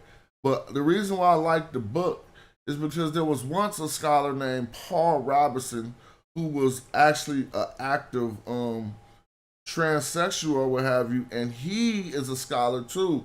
But what he did was presuppose his own lifestyle onto the ancient text, right? And I didn't like his work because what he was doing, he was seeing that all in Egypt and giving people hella pseudo work. I smashed him. But what I did was contacted R.B. Parkinson's, who is from the same persuasion, but a more unbiased scholar. And the thing is, Paul Roberts had wrote that he had sourced R.B. Parkinson's translation of an ancient Egyptian ostrakhan that had a sex scene on it. And since the person receiving in that sex scene wasn't drawn out to obviously look like a woman, like it wasn't no big old breast or nothing, that some people like Paul Roberts had presupposed that this was same-sex relations. Now, I didn't like that, so that made me, I'm like, how you just gonna do that like that? And then I research you and you all on Facebook with a wig and a dress on? All right, well, that's totally fine. Now, I ain't gonna even disrespect myself and be like, that's totally fine. I'm just gonna say that's whatever, right? But, you feel me? I'm not about to do that politically correct shit. That's just whatever. It ain't nothing to do with this. What it has to do with your lifestyle seeping into your scholarship and tainting your publications. So when I talked to R.B. Parkinson's, I sent him my translation of the text, which was better. I should pull up the email. Which was better than, no disrespect to him, it was better than what he had in the Oxford Museum on the little sheet card for when you look at what the text said. So in the email, I got at him and he shot me out like, check this out, I'm in a semester. I ain't really got no time to talk about that. So guess what I did? Y'all wouldn't even believe it. I did it just like the black man I looked up to. like Pascal Beverly Randolph would have did his ass, and just like everybody else would have did his ass. Guess what I did? Y'all ain't gonna even believe me. I responded in all the ancient Egyptian language. In the email to R.B. Parkinson's, the scholar, he teaches at Oxford right now. He'll laugh if you could show him this video and this source. I said, all right, this dude think he gonna get at me at the end of the semester. You getting a message from the rap god, bruh. Let me show you how I fucks with it. So to respond to his email saying I ain't got no time right now, I wrote in the ancient Egyptian language in transliteration. I was like, okay, I understand, but I just need to talk to you about these particular terms. I wrote all this in the Medu-Neter. I was like, I need to talk to you about the Hinenets relation to the Aret. Now I tapped him. The Hinenet is the penis. I'm telling y'all some shit. The Hinenet is one way to say the penis. I might be saying it wrong. And the Aret is a mistranslation that some think says the anus. Busted his wig. I couldn't even say that in English. And why am I inquiring to a gay scholar? Cause I'm about to bust this other scholar up who over here lying about ancient Egypt. After I hit him back with the Medu-Neter, that boy was like, all right, I'm gonna hit you in about a week. I swear on everything, bruh. I'll show you the email.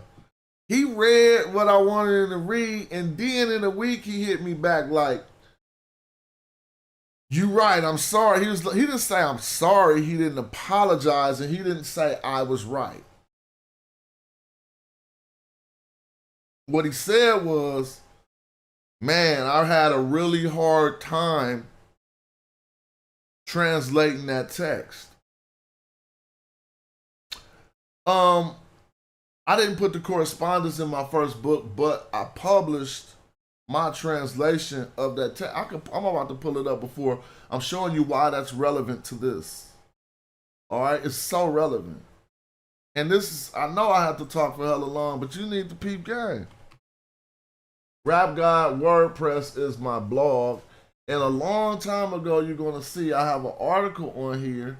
And I probably say everything that I'm talking about. Now, here's the whole thing you need to catch. The word I'm about to type to pull up this article is B-A-R-R-E-N.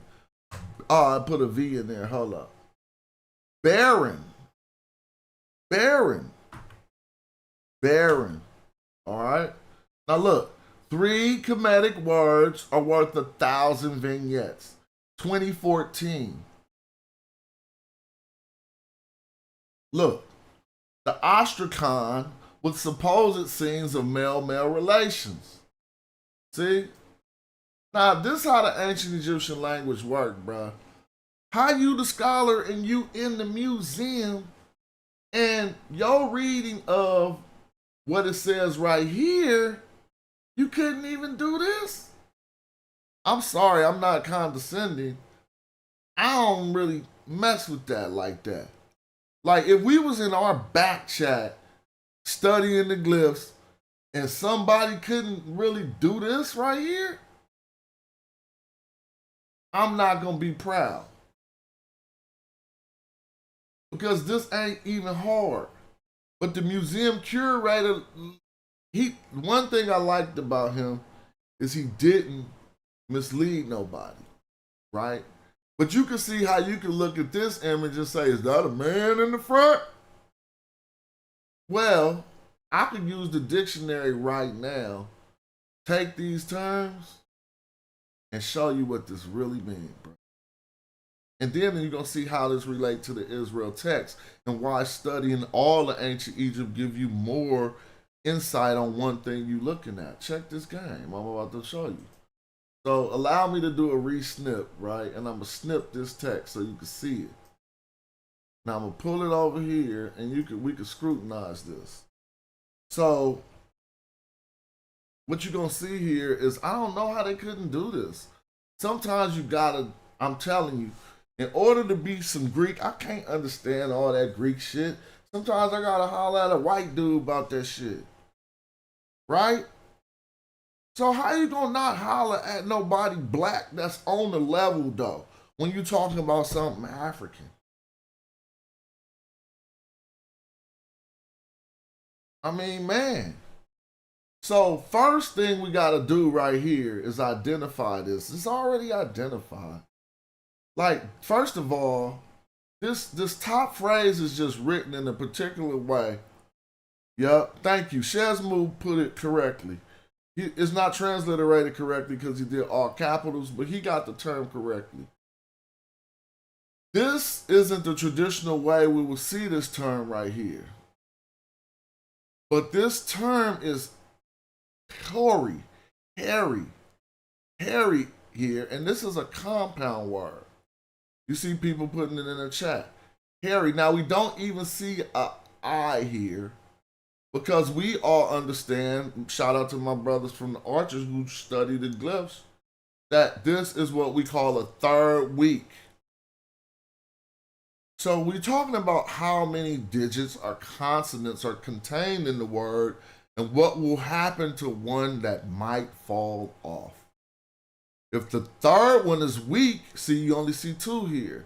You see this, it looks like a G on the side. It represents the H sound. And you see this R here. So if you was an amateur, you would say hair and go look up hair and come up with something. You leave off the final third weak consonant, which is not appearing on the ostracon. It ain't here. Feel me? But we know it's here because it's just a shortened way to say the word hairy. Now, if you're familiar with the glyphs here, so basically when you got a oval circle like this that could look kind of like a face or whatever, and you see two things sticking out the sides and then something on the top, it's a heart. If you see the same shape with the two things sticking out the side and something on the bottom, it's a face. This can also be confused with renditions of ancient Egyptian jars, but they're going to take the two things on the side, which are probably arteries or whatever, I don't know. They're going to take those off of most jars. Then we have a single stroke. Now, first, let's find out what this compound term means.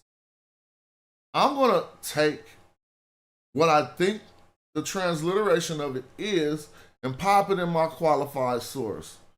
First, I'll put a capital H, a R, and an I, right? And see what we come back with. Notice it's giving me this H.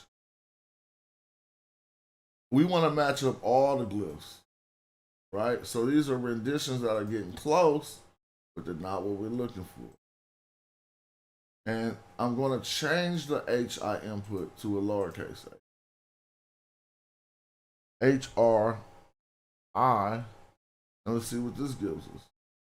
Okay, now I'm going to change the I to a Y. This is me looking through different transliteration systems in order to pull up. And what do we have here? I don't know why this was so hard for the curator, the former curator of Oxford Museum. Look at this. First word is, this is it. Hairy, you see there's a Y here, and they got the Y on theirs. But we know that can fall off sometimes. Hairy ib. So what does that word mean? On a broken ostracon, by the way, y'all. Like, we don't got the whole text. This is why I love the ancient Egyptian language. Because the text always match the vignette, and you can know what it means on there. Now check this out. Y'all see that hairy ib?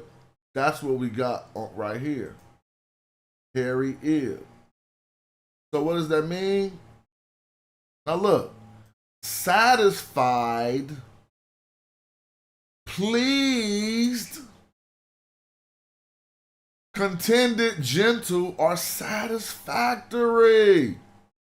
Now let me break that down. When you find a word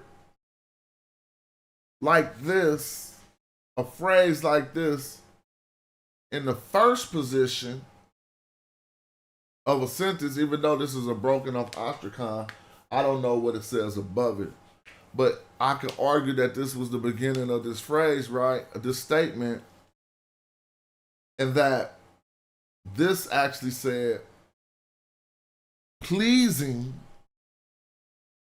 because I have to entertain it as a verb if it's in the beginning of the statement. See? So how you gonna take satisfied and entertain it as a verb? Satisfying. How do you take pleased and entertain it as a verb? Pleasing. All of these. That's how you do it. Satisfying. I don't know how you would take gentle. Gentling. I don't know.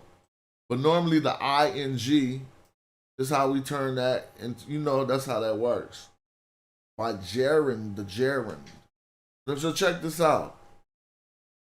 Go back to our word and entertain it as saying pleasing, since you clearly see a sex scene next to it. Like, you gotta be crazy to call yourself some type of knowledge person and can't even get this far. I just went in a regular dictionary. Pleasing, right? Now, the next term is going to make you say, hell no. The next term is going to describe exactly why she looks this way. And the next term is going to take us back to the Israel Stella.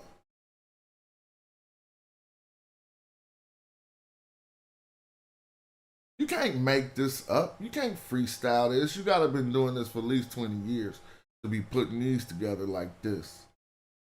Like when we hop out on the fly, it's like real shit. Excuse my language. Magi archers, arrows up. You feel me? Now check this out. This next term, you can clearly see, starts with a reed leaf. Then you see a fish and a line under it. Not that easy to know. And in my head, it's hard for me to even translate it right. So let me say. See, the fish normally could represent an N, but I see two N's. And I'm trying to, before I go look at my own work, I'm just going to do it like this. This was the word that I brought you here to see. Hold up. See if I can find it. See if I can find it.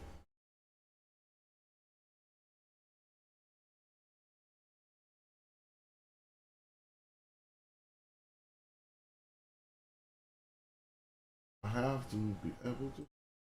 Ah, got him. Got it. Barren, bruh. So after the word pleasing, we have a term, and the definite article wasn't employed at this time. So you can interject the. The word after that is this. Look, you see the reed leaf. You see the fish, you see the end, but then something's cut off at the bottom that looks like a shah. It looks like a shah plant down here. But I'm not going with that shot. This must have been starting a new word. This is the word for a childless woman, but don't say a barren or being barren is childless. Being barren is not able to produce children. And that will give you an indication of why she does not look like a nurturer. She don't have big nurturing bosom, right? She's not shapely like they indicate a nurturing woman. She's simply a barren, somebody who can't have kids. People hella stupid.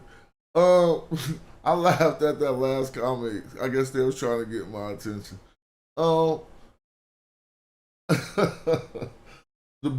Pleasing the barren is what's happening here, right? That's what's going on. You feel me? And so if you check out and peep gang, what could you say about my translations? It's not that she did not have a daughter, but it's that she doesn't appear to be a woman who can produce. What made me bust into that? I'm still laughing at some motherfucker named Slow Boy Few who was just trying to get my attention. It made me laugh with his dumbass comment about a gay streamer. You know what I'm saying? It just made me laugh. But as y'all see, y'all can just definitely see what's going on, right? So I sent this work to R.B. Parkinson's. He didn't discredit, he accepted my translation. And what he said in the email was he had a hard time translating this.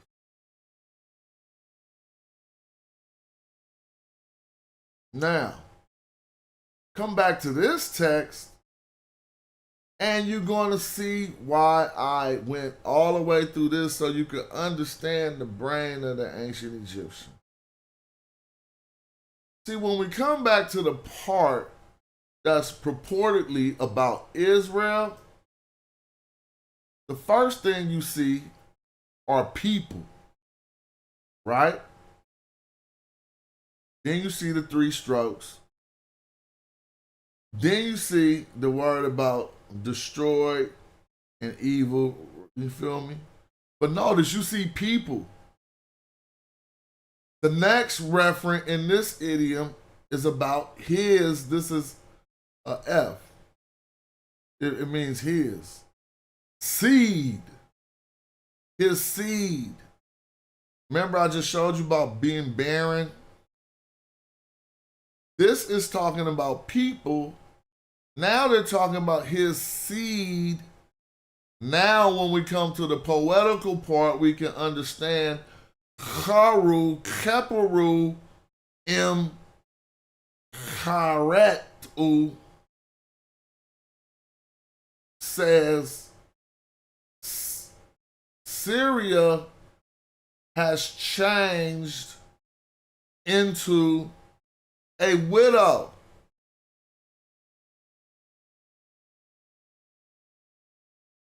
A widow isn't barren.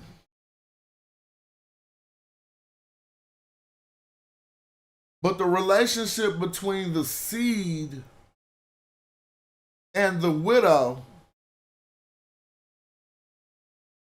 has to be taken into account. You got to understand how they're giving out these limericks and lyrics. Right?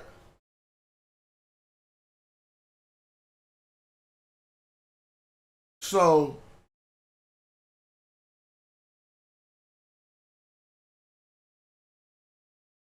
Charu, Keperu, Charet is wordplay about Syria's changing into a widow. Somebody put without a husband. But nevertheless, she is a widow because This person who corresponds with Syria has been stomped out. Now we're going to get to the part that Katz was just putting in the chat. Because when I snip this right here,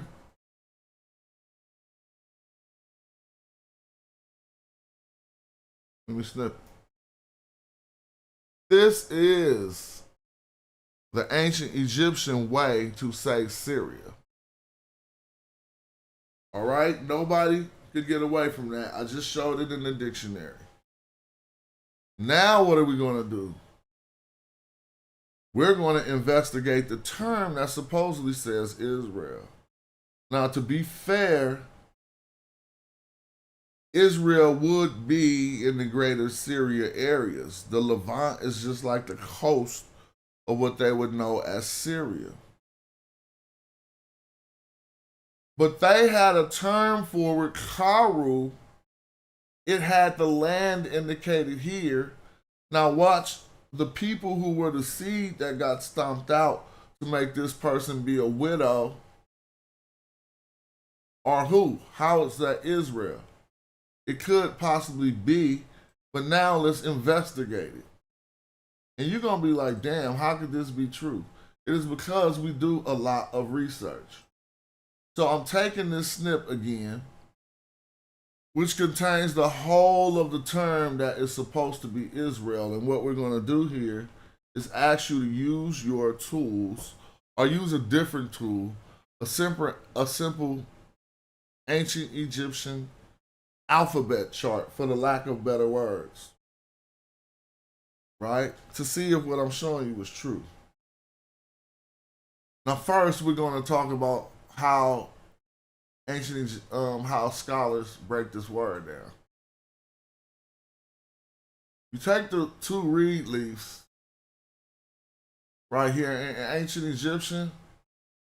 This transliterates to a I or Y. Not really a I, a Y. But I and Y are sometimes alike, so it's not a big deal to say I or Y.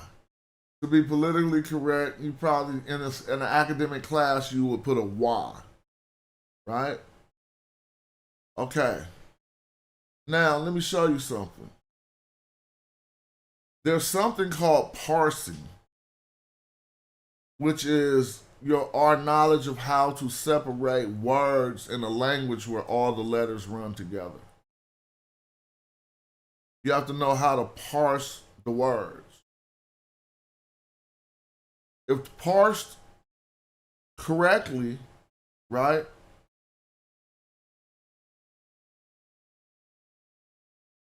then you come up with a grammatical syntax that will make sense and you can translate it. If parsed incorrectly, you might be thinking certain words is something else and you mess up the text. My argument is that we should, it's an argument, yes, is that we should parse this different and it may render different results. So let me show you. Remember these two reed leaves here at the beginning of a word that's purported to say Israel? Well, let me show you them here. They're right here. But I'm going to do another snip now and include more just so you can see. In this snip, I included a statement that comes before the word Israel. And the way that this is parsed includes this Y as sort of a prefix on this word, or the first letter on this word, going from left to right. But it could be parsed like this. This word when right here with the rabbit and the N, it means to exist. So if you negate this word, it means to not exist. That's this when word. But what I found out that when can have two reed leaves on the end of it. which would make this Winnie. I got brothers in the arches and myself, we found text with this term Winnie in it, just like this. First, I couldn't find it. We found it in a few places.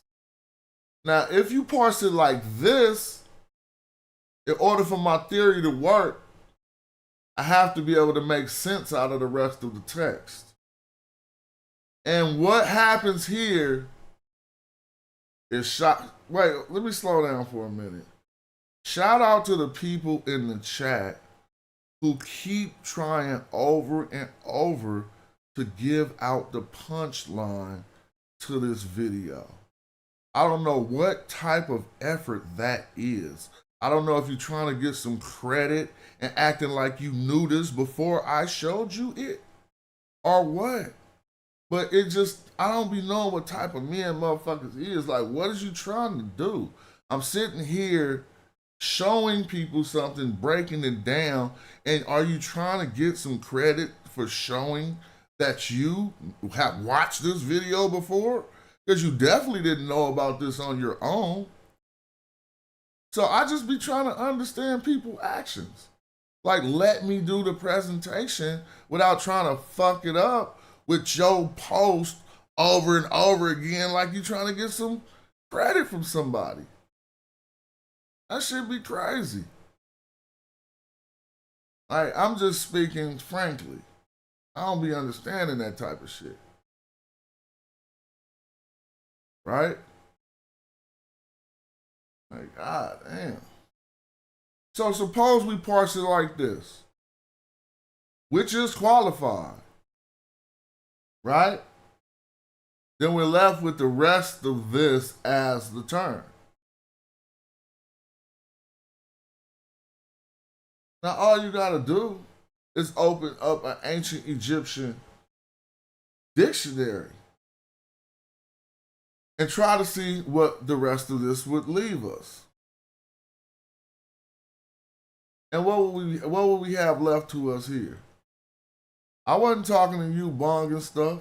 I was talking about my people who studied with me, who know what this leads to, who keep typing the punchline for some strange reason. That ain't supporting what I'm doing. That's supporting your character online to be perceived as knowledgeable. Right? So anyway, because I don't got no feelings about that, I just was like, what's this effort? So take this. Right? You got to parse it and know the rest. This would be an S or a doorbolt Z. Right? Now, you're not following along. You're ahead of the video intentionally on purpose. But don't trip. Following along would be waiting till I say it and then chiming in. Seriously. So look. Next, we go to this, which represents the same as these two reed leaves. Right? Right? They're they're two small single strokes, a short way to write them. So you have an S and a Y, or an S and an I, however you want to take it. After that, what we have? Everyone will tell you this is an R in ancient Egyptian. Right? Next, if you come here, you'll see that this is a I in ancient Egyptian. It's just like the two reed leaves, but you only have one.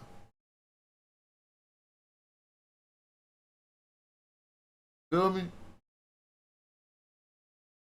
Lastly, we have a bird, and I say lastly, but it's not really lastly, so let me show you. We have a bird here, and this bird represents the A sound. Now that's kind of weird because it shouldn't make sense. This word will make sense in English. Let me go to, if you don't mind, this right here. Right? As we worked on this before, right? This is what we wind up with. Syria. Now notice one thing, and I have to be fair. Shout out to you, Patah. I appreciate your support. I just be like, damn, don't give out the punchline and mess up the show. Feel me? I know you feel that. So look. Syria. Syria.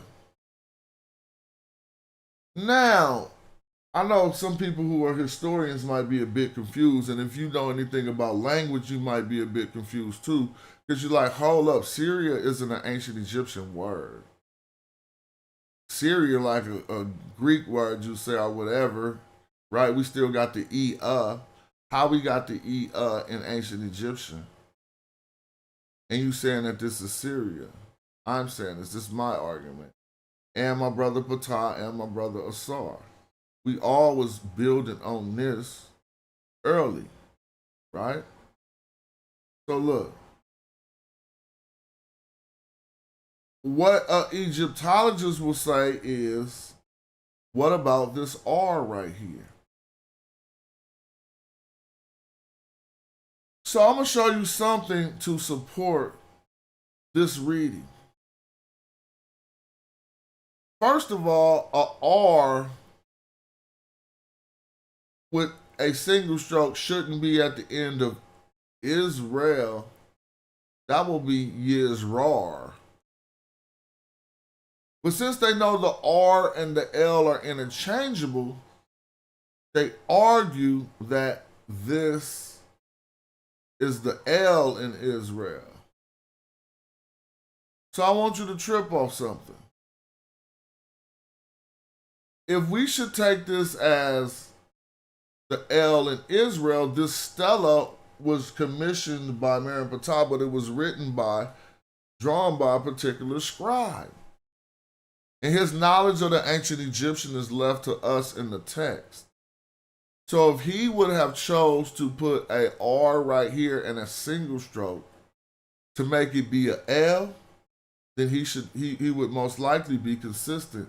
And we would have to see some consistency, right, in order to argue that. So notice, this is right here where we at. You see the single stroke under the R? But I'm going to scroll over to the left and go to another word right here that has a R and a single stroke under it, written by the same artist on the same line.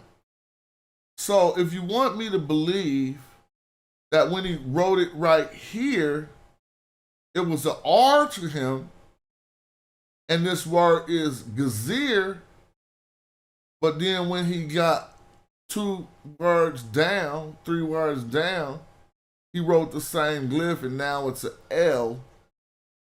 You have to explain to me how, with the readers that he intended to read this text, how would they have known the difference? It's the same exact iconography. So what indication do we get to switch it from an R to an L between these 2 words? We don't get any. Furthermore, if we go back to this word and leave off this R, which I propose we should do, and figure out what this statement means, I propose this R is not a part of this word here.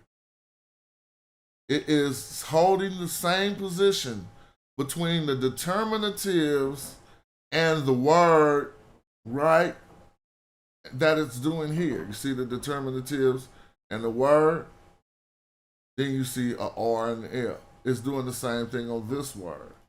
So if that's true, then I should be able to render a word by taking this R off. Well, one thing I want you to notice, you see two different type of birds right here, right? It could be just a result of this being a facsimile left to us by an artist copying it over. Nevertheless, it don't make sense with what they say this word is. They say this word is gazir, and they make this a R. They change these two birds into E's, like an E, like Eric. That's not a part of the ancient Egyptian language. You never take a bird, and which appears to probably be another A bird, and change them into E's for some strange reason. But if you change them into E's and you put an R right here, guess what you have?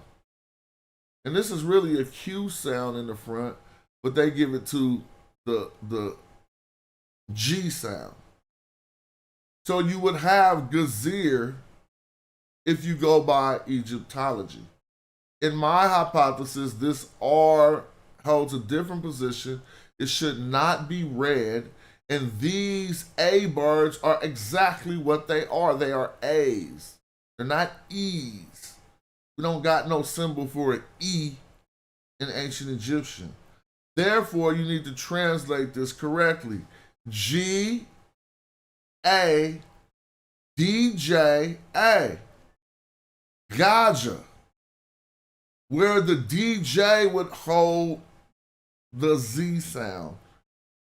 Old Egyptologists would translate Magi as Mazoi, because they knew that DJ could sound like a Z.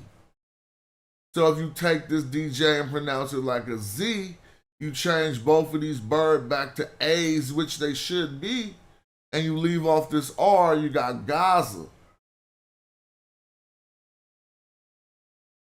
Apparently enough, there was a place called Gaza right there. That's leaving off the R. It should not be no consistency to come off to the next word and leave off the R and be able to translate back another term that's in the region called Syria. So shout out to those supporting this video. Now, what argument, what problems does this present for the polyglot or the grammarian who just knows about a lot of languages, who gonna automatically hit me with the first? The word Syria wasn't used in this time period. I'm gonna tell them, what are they basing that on? Is that just their need to come up with a refutation of what I'm showing you? Because have you studied the first occurrence of the word Syria and what time period it occurs in? So you got to remember, in my argument, this isn't the nation of Syria.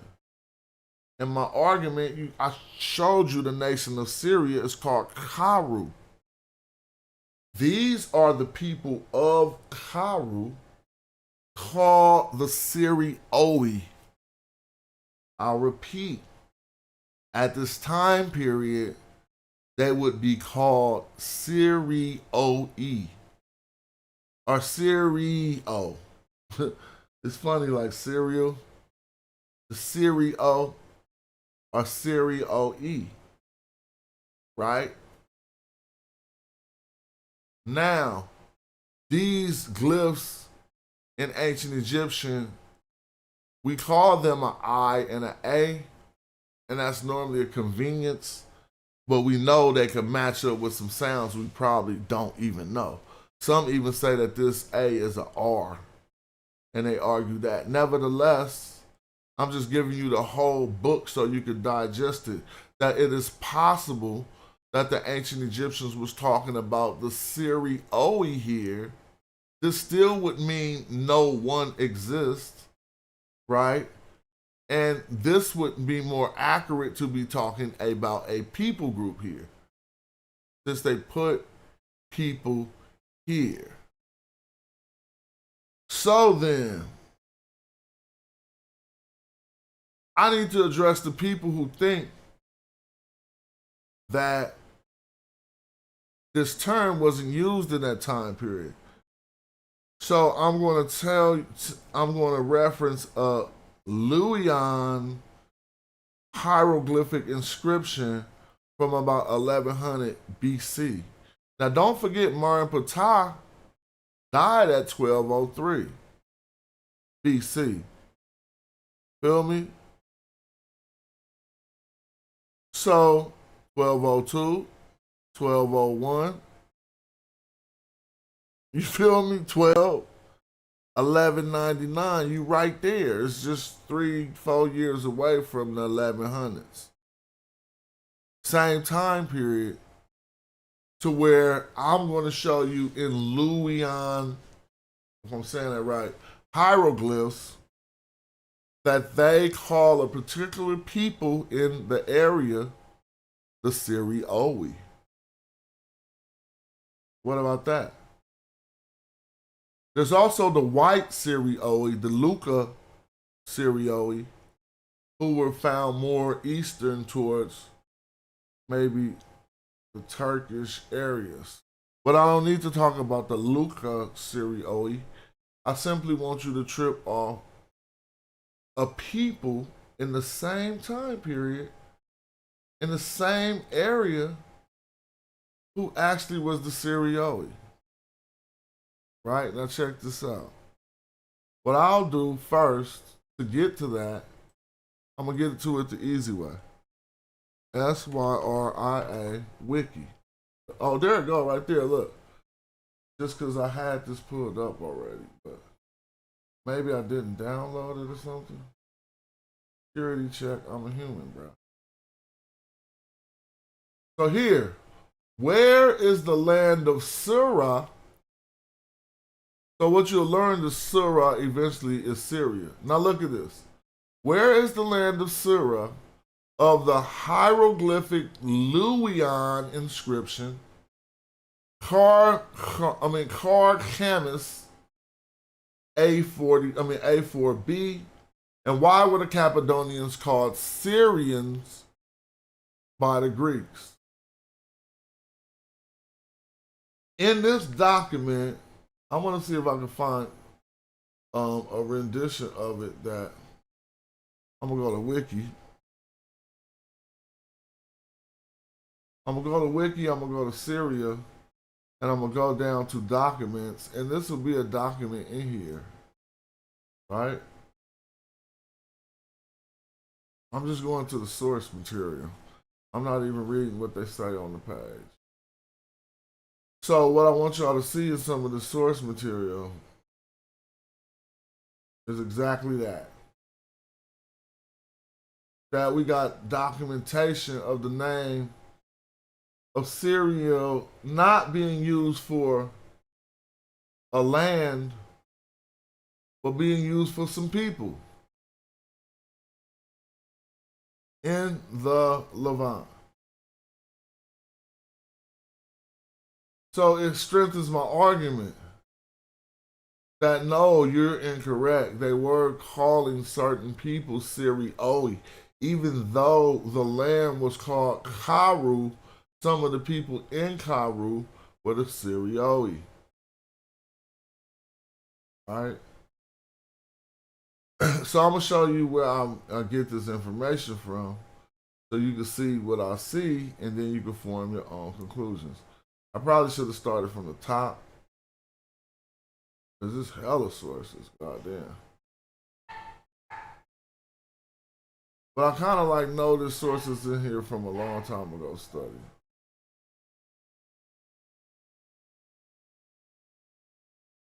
So give me a moment. Now, if I show you that about the 11th century,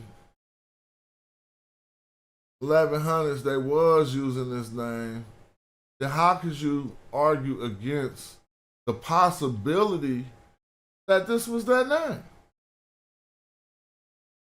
Because you argue that it's the first time they mentioned Israel. And I'm like, based on what? I'm basing it on these other texts from the same time period where we find the people called the Syrioi. And damn, this is taking way longer. I definitely should have started from the top. But the good thing about it is I'm going to find the text. We're going to learn.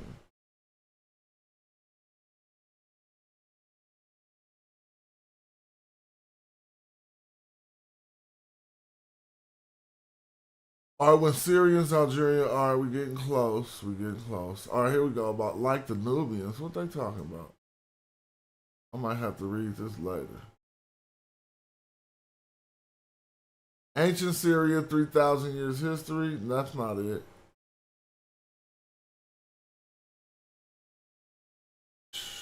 Here I go on my endless searches for sources to show you things I've already seen to convince you I ain't crazy. Look, references is gone. That's crazy.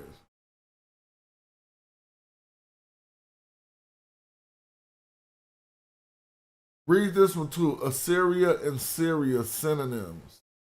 You're gonna learn that too. Because when Assyria fell, where did the Assyrians go? To Syria. So the Greeks wasn't even tripping off distinguishing between some people from a place called Assyria that fell and from Syria. They just called them people Syrioi. All right, man, I'm getting mad at myself. If I knew I was going to talk about this, I would have had the source ready. But I know it's here, so I must have just passed over it. And I already found it on the internet, but the one they gave me had too many. And it's already on my computer. I just don't be searching stuff.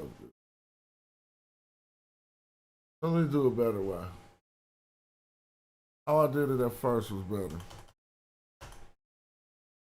What was it called?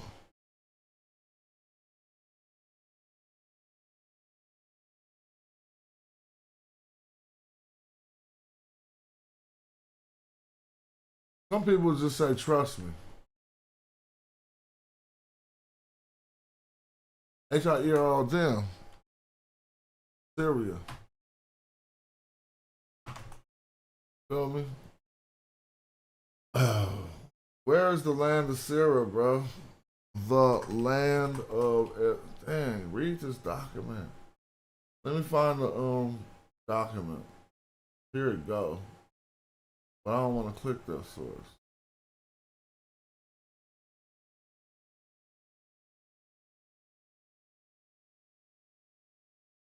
Well, anyway, I did this 100 times. If you look in these hieroglyphs, you'll find out there are people called the Syrioi, right? I should have this document on my computer.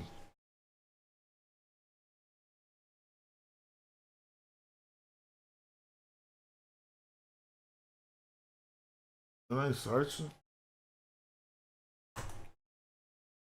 See if it's gonna find no items matched. Damn, that's crazy. Anyway, I ain't about to do that no more. All right, let me read. Am I a pimp? Why people saying, first I got congratulations for being some stupid shit. Now somebody asked, am I a pimp? Man, check this out. Let me come on the screen. What is you talking about? Huh? I mean, I might look debonair or something, pimp. Huh? Did anything I say sound like pimping? I'm casual. Rap guy from a group called Hieroglyphics. All right. And since I'm from a rap group called Hieroglyphics, I started studying the hieroglyphs a long ass time ago. I just disseminate information because I ain't got nothing else to do right now. What I'm supposed to do? Like, I'm chilling. I can make some music. And this video is 2.5 hours long, so I'm gonna just kind of mosey along. But shout out to any new people here watching. You always welcome here. I don't look. You can ridicule and stuff. Right now, I let people say stupid stuff because there's some new people here. It's fine. But eventually, people get on your head if like you a distractor or trying to take away from anything we trying to do. You feel me? But it's all good to tap in and disagree and anything else. But I'm not insecure or nothing. You ain't gonna crack me with no stupid shit. Saying dumb internet shit. I won't even trip. But we're gonna keep it real and we're gonna keep it going. For y'all, we doing this for y'all so people can understand that when we look at certain texts, it might be more to it than we think. So what's the whole parameters of the thing though? If they say the Mer and Ptah stele is the first time ancient Egyptians entertained the word Israel, but we don't got nothing to corroborate that, my stance is stronger. I'm saying no, this is the first time we've seen the ancient Egyptians talk about a particular people, not a kingdom, of Syria, Karu, but the people were called the Syrioi. Okay? The people were called the Syrioi, and they get recorded in ancient Egyptian history as that term that some scholars have translated as Israel. We're still talking about the same areas, but it didn't say Israel. It don't appear to say Israel. I simply showed you the way that you could reparse it. You could go scrutinize that work and put it in front of a scholar. And when they say, but no one was called Syria at that time period, please point them to the Luwian hieroglyphs, right? From the Anatolia, which is the areas of Syria, which has a people called the Syrioi at 1100 BC, right in the same time period. So anybody telling you that they didn't use that name in that time period would be incorrect. They just don't know. All right, I'm gonna come back with another show. Shout out for y'all for watching and tapping in. You feel me? I heard some movement in my household. I want to go tap in with the wife. I really wasn't doing them like this though. When I go outside, I'm doing them like this on my Run DMC though. I mean, I come through so demanding my respect is. You see bro walk in, you automatically gonna be like, who is that? Shout out to y'all. I appreciate y'all. I'm about to go keep it moving. Oh, I had a new way to rock the you can't let the back be turned down. If you ever let the back be turned down, you look like a square. Don't ever let that happen, right? Have that thing up like old school Run DMC, man. Take that derby hat look and give it to the bucket. I'm having fun with y'all. I'm about to get up out this house. You just received my book, Black Like Osiris. Shout out to you. I'm going to tell people if you want to get a signed copy of my book, I'm going to show y'all. First of all, if you want to get a signed copy of my book, Black Like Osiris, it's cool. It's on my Bandcamp where you can get the album, Casual Bandcamp. But if you just want the cheap version, you can get it for $9.99 Kindle if you want, or $19.99. So I had this new way to rock my rock the bucket, right? And I'm gonna show you how I did it. I'll just see, sometimes you could dent your shit, and then motherfuckers don't know you did it like that before you left out the house. So I had this one front dent. Look, hold up. It was one front dent, and it made the bucket look like something else. Look. I'll tell you, bro. Boy, be doing this. We used to do this since high school. But I ain't gonna rock it like that. I gotta stay true to my Run DMC. I'm getting up out this house, about to take my wife somewhere. I'll be back in a minute. Yo, shout out to the archers in the chat. Like Ptah. That's Shezmu. Like my man Asar M. Ka. Yurik, you know what I'm saying? Sadiq, especially Sadiq, man. That's main archer right there. You know what I'm saying? Shout out to all my brothers who study in the back chat and get all this information. I see Africa Online TV, right? Shout out to you, man. I appreciate y'all. I love y'all. And if y'all ever want to support what we doing, don't mess with none of that merch at the bottom of my YouTube. That's that shit from Teespring. I make the flyest clothes in hip hop right now. And those are to be found at shophyro.com. Peace. Peace. We be back in a minute. We gonna keep it popping. Alright? I just was showing y'all.